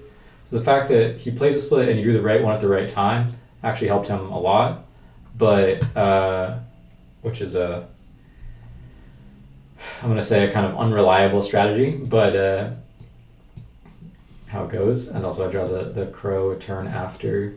Could have been useful to hit something off that salvage.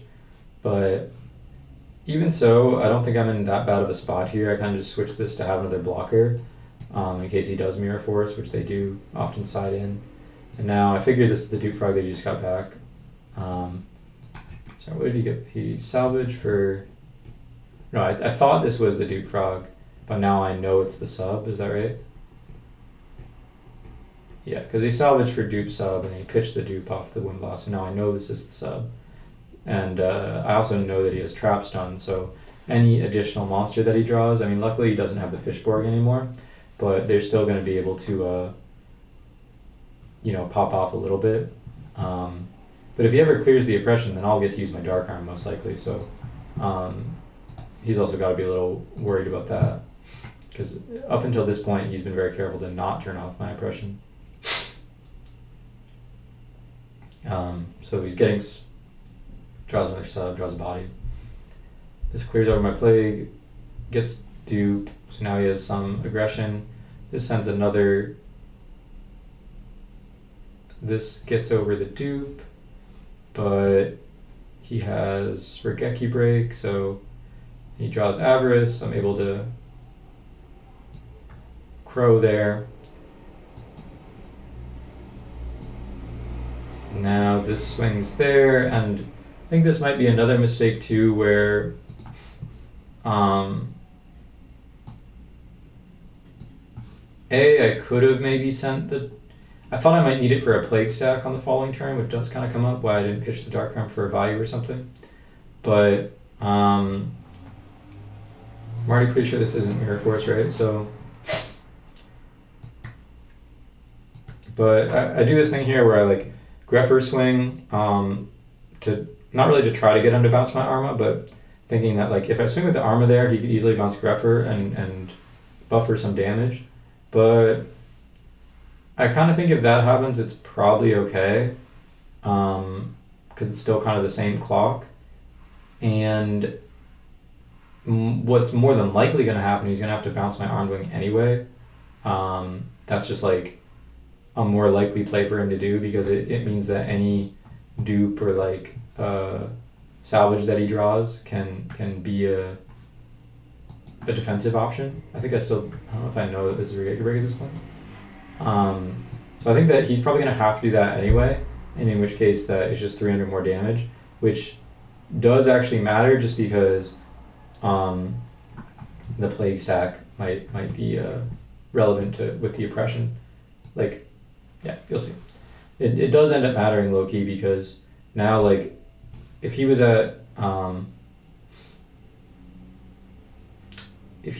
at 2000 here, then he like this would, he can't oppression this, right? Because he would, I don't know, maybe here I basically just go for this hoping that he whiffs a turn. But if I guess he could oppression twice and leave himself at 400. I don't know. I think it would have made a difference. I mean, I think it just would have been a better play. I think he's gonna have to clear the Armed Wing either way, so probably makes more sense. But now he draws. I mean, there's a lot of cards here like Breaker, Kaiku that they sometimes side. A Monarch here is really good for him. So he did have a lot of draws, but yeah, I mean, I definitely had to put him on like whiffing, drawing one of his traps, and he did not. And because of that, I lose. Because I'm redrawing a dead card, and then he makes a Rayquaza here and kills me. So pretty frustrating game where like it was pretty much just decided on top decks. The Grepher attack order maybe did not matter as much now that I'm thinking about it now, because like he doesn't have to negate. Although that would let me make like Goyo main 2. He could negate both basically. Like I had 2 cards in hand to stack. He could go negate, and then my Arma can only attack over his Treeborn, and I'm like the Plague Still Engrave. Not necessarily a great spot for him, but like it could happen. So I don't know. Hard to say. I think it would have been just a better play either way. But yeah, like kind of unfortunate draws here, just with like kind of him finding the right stuff at the right time and enough back row removal to deal with my back rows, as well as like enough engine to kind of like keep him in the game. I also am just drawing like a bunch of redundant oppressions in deck dev and my own Dark Round. So like, yeah, I don't know. Kind of ballsy play for him to not hit the oppression with the Regeki break. I don't know if I would say it's a good play, because it's like, yeah, like it stops me from killing you this turn, but then like there's a really good chance that you're just gonna get too far behind to deal with my oppression. So I don't know. Fortunate stuff for me, and that is the last replay I have. So I'm 7-2. I also have, well, there's one replay that I played Diva Hero in.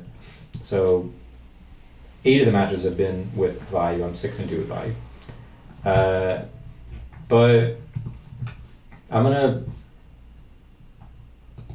I don't know. I think that's the end of my lesson here. What else do we need to say? Let me pull up some sort of, I don't know, email tab or something.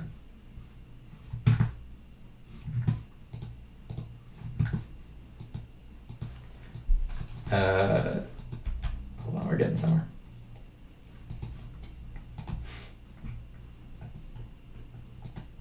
What did we learn today?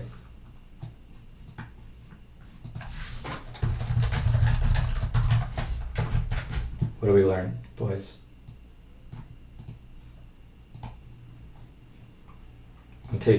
I'll take submissions for this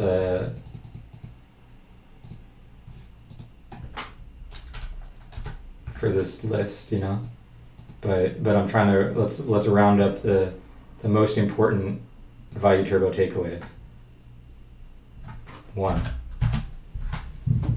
Number one, careful when you set your echoes. You don't want to use them on low value stuff. You want to use them on back rows and high value monsters. So don't set them when your opponent can trade a bad card easily. Okay? Right? You with me? I'm gonna need some feedback here. It's been a minute since I'm hearing some feedback in the chat, so I'm gonna need to know, you know, you're with me or not. Number two.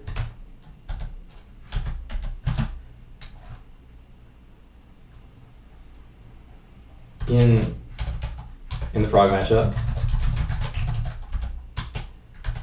wait until you have a lot of resources. Don't just summon your grapher early. Hold it until you have rug, solemn, oppression, other defensive cards.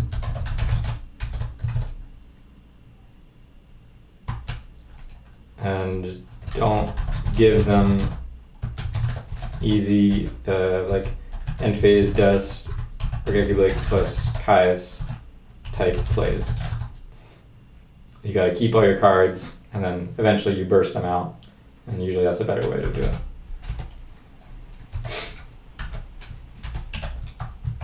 Alright, number three. When this goes for any matchup, just shoot you. Sometimes it's good to make unconventional plays to trick your opponent. It can be the only way to win.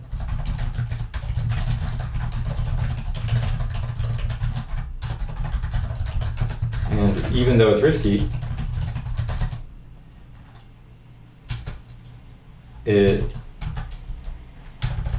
you will probably have to take some risks to win anyway, and it might just be correct.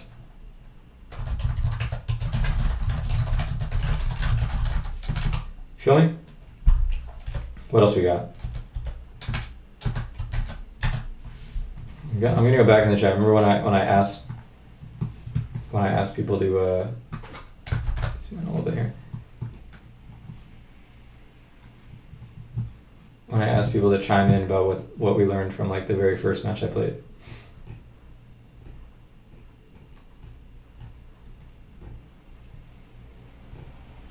All right. About shotgun injected. Like shotgun DD in the mirror is useful to beat, let's say, Arma, Normason Trooper, adjust count for dad, see all traps.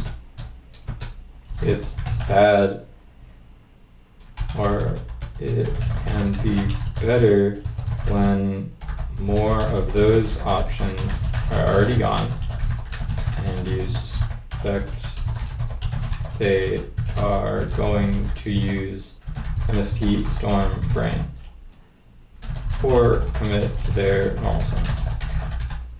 I'll also add up here, it can stop Grepher from getting an additional pitch. Like you're gonna you might hit the Vayu in hand or whatever, but they won't get to send an additional piece from deck. And like, sometimes you might have to use it on a set Raikou anyway. Like when you attack with your armed wing, you don't want them to flip the Raikou and pop your guy. So you want to get max info. Yeah, like if they know you have BDV, they will set their hand. Okay. Facts. We're with me on this? Is it making sense? Is it making sense to anybody here? I feel like this is some real shit. This is some real shit that I'm getting at. What else we got? Tell me if anyone is listening. I know it's fucking pulling teeth to get it out of you guys. Tell me one thing that we learned today. Hopefully from someone ass and not someone being snarky. If you're ass and you've been watching, let me hear it. Tell me.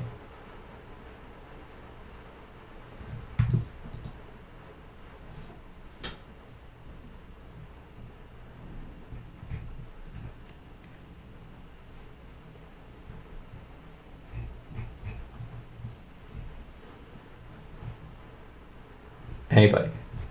Something you learned. Something you want to learn.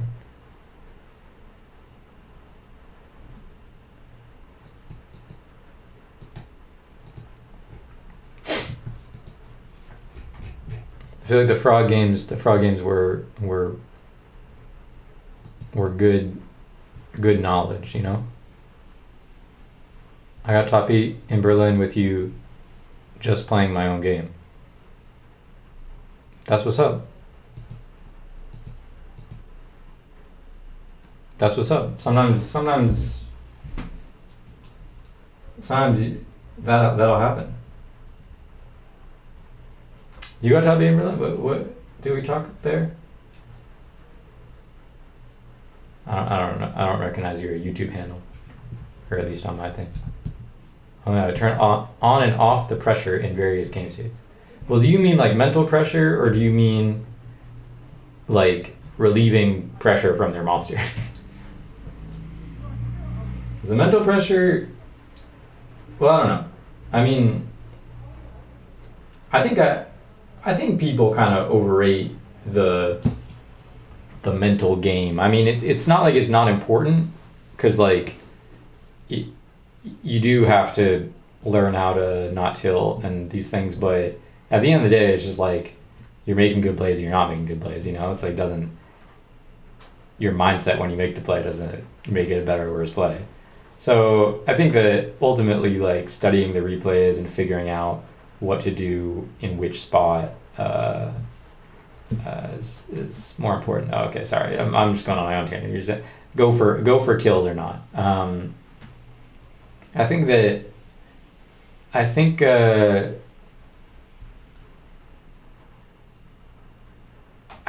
that usually, like, how I would evaluate things like that, it's all just like risk analysis, right? And where it's like, how fucked am I gonna be if I don't go for something this turn? Because sometimes they have an accumulation of resources, and first of all, I think it's really important to determine exactly what you like are gonna lose to, or like gonna like what risks you're taking, you know? Because you're saying like, oh, maybe if I make this play, I'm gonna lose if they have gores, you know? Like, I can't kill them through gores and they're probably gonna be able to crack back me, whatever. But then it's like, okay, like they have a setback, or like, can I kill them through bottomless? Like, you know, maybe you have a dark armed or something, so it's like, well, it's not game through bottomless or torrential, but I killed them through everything else. And then you might look at their grave and you're like, oh, well, one bottomless is already gone, and I don't think it's torrential because of the way they played the prior turn, you know? Like, so, you know, maybe you can kind of like determine things like that. So I think before determining whether you want to go for something, you have to think about, I mean, what what the actual punishes are, and you can be very specific. I think a big problem like mid or lower level players have is like they're not specific enough because, at least for most decks or most people you're gonna play in tournament, like they're playing like even if someone plays a tech Book of Moon that you don't expect or a tech Dark Illusion, like as zany a one of or two of that you want to say, like still 99% of their trap lineup is what you would expect it to be. So yeah, like there's going to be probably sometimes you get caught off guard by something super random, but that's like really the minority of cases. So, in general, like you can just pull up their deck list or like it's a good exercise better exercise when you're in online games, but you can pull up their deck list and you can literally just like check off the cards they've already used, that type of thing. And so when you're saying like, all right, I'm going to go for this play, this kill line, let's say, and it's going to lose to like you're going to lose to a bottomless or a gores or like whatever the case may be. So I think the first step is, I'm gonna write it in my little doc here. First step when going for an OTK line or a risky play is determining exactly, unless I'm saying caps, what you lose to what you are risking. But then like you kind of like cross-reference how many of those things are engraved or still available, likely to be in play. Because I mean, if they've been playing with 5 backward the whole game, maybe it's not so likely that they have gores, right? Or a crow, or it's like crow is a card that can be kind of difficult to read as well. So, but just I think especially for Vayu post board when you're like, okay, like I can kill them, but I don't kill them through crow, and that's where it comes down to. It's like, do I want to risk everything into a crow if I don't know most of their hand and like let's say usually it's not like this, right? It's like if they have crow I lose, if they don't have crow I win. It's not often like that, but you can say like just in that simple situation, like if but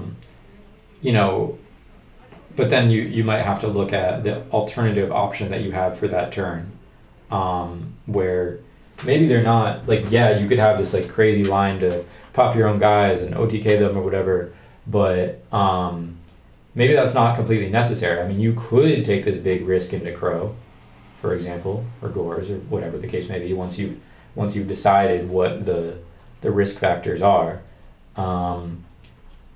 But is that like mandatory for you to do that turn? Like maybe it is. I mean, I think it's really important. So let's say once you have identified the risk factors, is it mandatory for you to take those risks? Sometimes a game is just like slipping away from you, right? Like, or like in those frog games, for example, like it's less that I would be immediately in a bad spot, but I was in such a bad spot from the jump that like you gotta have to play to cheese some of those games. Sometimes you are playing a losing game if you don't go for a risky. So like, I think being realistic about that, like, because yeah, like you probably could with some luck like top deck back into any game that seems out of your reach, but there's a point in any game of Yu-Gi-Oh that you could watch where like you basically could call who wins with like 99% accuracy, right? Like someone has way more cards than the opponent, they just have a really good board set up. So if you know your opponent's going to put themselves in that type of position next turn, then it doesn't matter if they have 4 set and none of them can be bottom, like if any of them are bottomless, you lose. Like you probably have to go for a play like that. It's just, the thing is, it's often a lot more of a gray area in reality. But if you can go for a safer play that doesn't, kind of all or nothing risk, especially when there's a lot of cards unknown, that's really what it comes down to. Because if I can say, oh, I did something last turn that they probably would have used their crow on, and so maybe I'm about to do something this turn, and some people think about that stuff like I tested the crow last turn, so I should be fine. But I mean, the reality is like they could have drawn the crow for turn. Maybe they had another draw through a legacy or a lore, like whatever the case may be. So even though it's like pretty like person A is right that it's like pretty unlikely for them to have like redrawn the crow or drawn a fresh crow off one random unknown draw. It's not impossible, especially like when deck counts are relatively low. Like if they're at like 20 in deck and they have 2 crows in the deck, then it's like 10% is a pretty high chance for something like this to risk a game on. So it's like some people just look at it like, oh, they redrew the crow, they got unlucky. But like I had that one game where he in fact didn't have gores, but even though I had kind of checked for gores the turn prior, then he draw pass next turn, so I was like, oh, he must have gores. So even though it's like an unlikely scenario, it's probably one that you should be prepared for. But when you're talking about like turning up the pressure, I think that it really just comes down to like envisioning how the game's going to play out over the next couple turns, and so making some risk assessment on that. Like maybe they're going to put you in an unwinnable position, or you're in such a bad position to start that you need to take those risks. But I would say in a lot of situations you can probably afford to be a little more patient. Like most people's problem is that they are not patient enough. I think once you're at, let's just say at my level, like I think sometimes you can get into the position of being too patient or trying to play around too many things at once. But for the vast majority of people take too many risks and kind of tunnel vision into one play. So you can probably, like I remember when I was doing more regular coaching with people, like most people could be more patient, I think. And then like I guess like the flip side of that is like, yeah, just about knowing what you can and can't lose, or like, because the other thing is like if you're saying like if you like, but if you're being patient and play around their doors, bottomless, like traps as a crow, like whatever, like you have to be still doing productive things with your turn, right? Like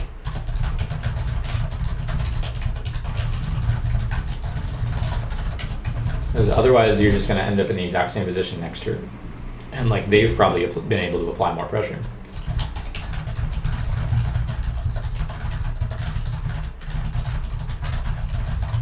So if you're not doing anything that's going to somehow check the gores or check the crow or whatever, then like if the crow is just going to be just as damaging to you at some later turn, maybe it's not going to be as all or nothing, but it really still will be, because it's like if you don't go for a big OTK because of crow, let's say you don't use your plague or like whatever, then on their turn they establish a big body and then they still have the crow in hand. Well, then on your turn, whenever you go for your arm, your Vayu banish or your plague stack, whatever, then they'll crow you there and you'll still be losing. Like, so, I mean, there's some situations like that where it's like, well, I'm going to essentially lose to crow at whatever point, and like I'd rather do it in the one that, if they don't have it, lets me win.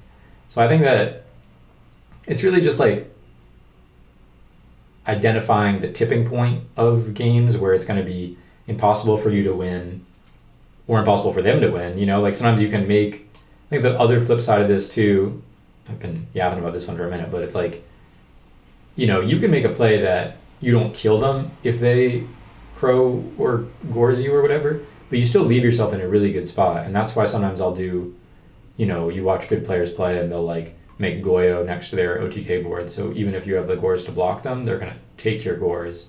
And at least they're going to have like multiple big bodies that you're going to have to get through. So you're going to need multiple cards to crack back. So I think that sometimes like, even though you won't be able to OTK them, it's worth to go for some of those plays, because it's also, again, like risk reward. It's like the reward is you just win the game on the spot. They don't have the crow, they don't have the bottomless, like whatever.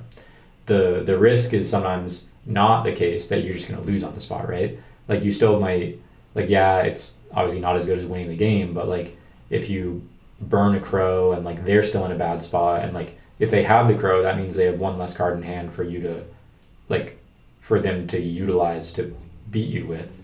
So like even though like you've still used a resource of theirs. So I think that, you know, navigating those things, it's really just about like with all this stuff, I'll give it a last little thing. It's like you just gotta like think about what you do before you do it. Because like whether it comes to you would not believe the amount of people that I see, you know, like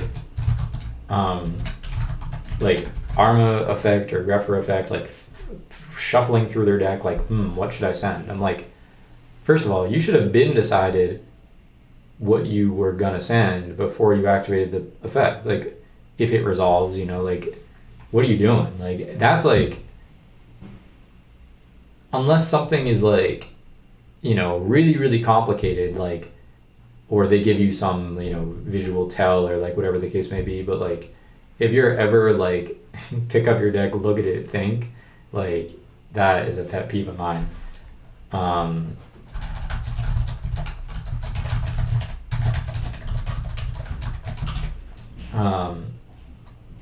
But with all this stuff, it's like, you know, you're going for, whether you're going for some big special Grepher or use effect, like try to OTK them type play, like you should probably be thinking about all this stuff. You know, you're identifying the risks, like I'm saying, but you can kind of play it out in your head. I mean, it's difficult. This is actually where I think the game is difficult, right? But it's like, well, if they crow at this point, then I'll end up on this end board.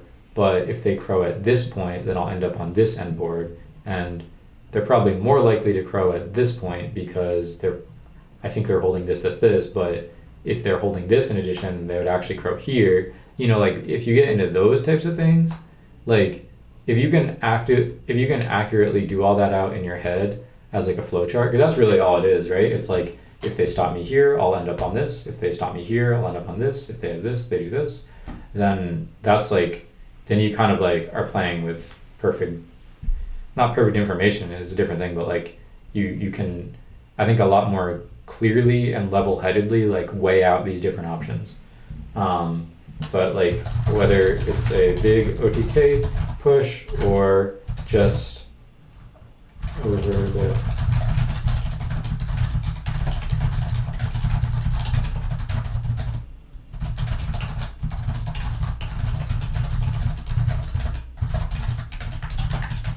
yeah, like I don't know, like you probably never catch me ever, like, you know, it's like if they have multiple back rows, especially like if I'm banishing for an armed wing and like, you know, banish the Vayu circle for an armed wing summon and they bottomless there, I'm never sitting there like, damn, what now? Like, you know, it's like I've already thought in my head like, okay, well if they bottomless there, then I'm gonna do this, like, and it also just allows you to play much more quickly and like, you know, you're not gonna go to time, like all these things. But like I've already thought about the worst case scenario, and not only that, I've already thought about every scenario. So it's like usually I can play pretty efficiently because it is just like a big flowchart of like, all right, well if they bottomless there, then I have the burial that I can activate, and if they don't bottomless there, that means it's probably not bottomless. That means it's more likely to be deprison. So that means I'm only going to attack with the armed wing, I'm only going to attack with the Arma and not attack with the armed wing. And I can set my deck dev, but if they mirror force me, then I'll set the deck dev, but I won't use the burial. You know, it's like you can play out basically like every scenario of what can happen within reason. I mean, this is not necessarily reasonable to do at every interaction of every turn, but sometimes it is. I mean, there aren't that many unique cards that the top decks play, so it sometimes, like, especially if the game has gone on and there's like less resources available, there's only one or two cards and like they've already milled some of the things, then like you basically could sit there and it wouldn't really take you that long to play out like, okay, well they have one back row that can be one of four things that they would use at like 1 of 2 points, and so that's only what, like 8 different options or whatever. I mean, that I'm way oversimplifying, but you know what I mean. Like you could just do it, and this is what I would do in my coaching sessions. I would kind of like teach people how to think in that way, because once you start analyzing every option in kind of this kind of flowchart way, then it's just like there's no, I mean, it's still not always easy to make the right decision, but you can at least like pretty clearly identify like, all right, these two things seem the best, and this one is going to be better if they have these set of cards, and this one's going to be better if they have these set of cards. So which is more likely, which is going to be more punishing, you know, like, and then you just make the decision that way. And it kind of just like removes the ambiguity, like, and it also just like, well, if that happens, like if, say you have one play that loses to 6 cards and one play that loses to 10 cards, and you know, you're going to make the play that loses to 6 cards. And if they have one of those 6 instead of one of the 10, then I think like if you don't have this methodology of thinking in place, you might think you made the wrong play, but if you've already thought it through, then you're like, no, I made the right play. They just happened to, you know, I just got slightly unlucky or whatever. But it's like better to know and be aware of these things. But yeah, I think being a lot more specific about, you know, what the unknowns are and being able to accurately map out how the turn's going to go is probably going to serve you very well, both in terms of I don't know, like analyzing pressure, but also just, you know, the game in general. And that's gonna be it. I'm done here. I gave you number 1, be careful when you say your aggros. Number 2, in the frog matchup, you can wait and hold your greffers and wait till you have a good setup. Number 3, when they dust shoot you or whatever, they have to acknowledge sometimes it's good to make unconventional plays and might have to take some risks to win. Number 4, you should shotgun DDB in the mirror when you think they might have Arma, or in a couple other scenarios, or to get knowledge, like in a lower resource situation. But otherwise, like you might suspect them to use MST, Storm, or Brain. Although I would probably, most good players I think won't do that. Most players are pretty careful of when you deck div, and I think you got to be aware of when you, be aware of when your DD is very obvious. If you're ever like main phase 2 making an arm wing, they know you have fucking deck dev. If you're turn 1 arm wing, they know you have deck dev. If you're doing it in more ambiguous situations, then they're less inclined to, you know, set their hand in weird ways. And then I have number 5 here. I somehow skipped number 6.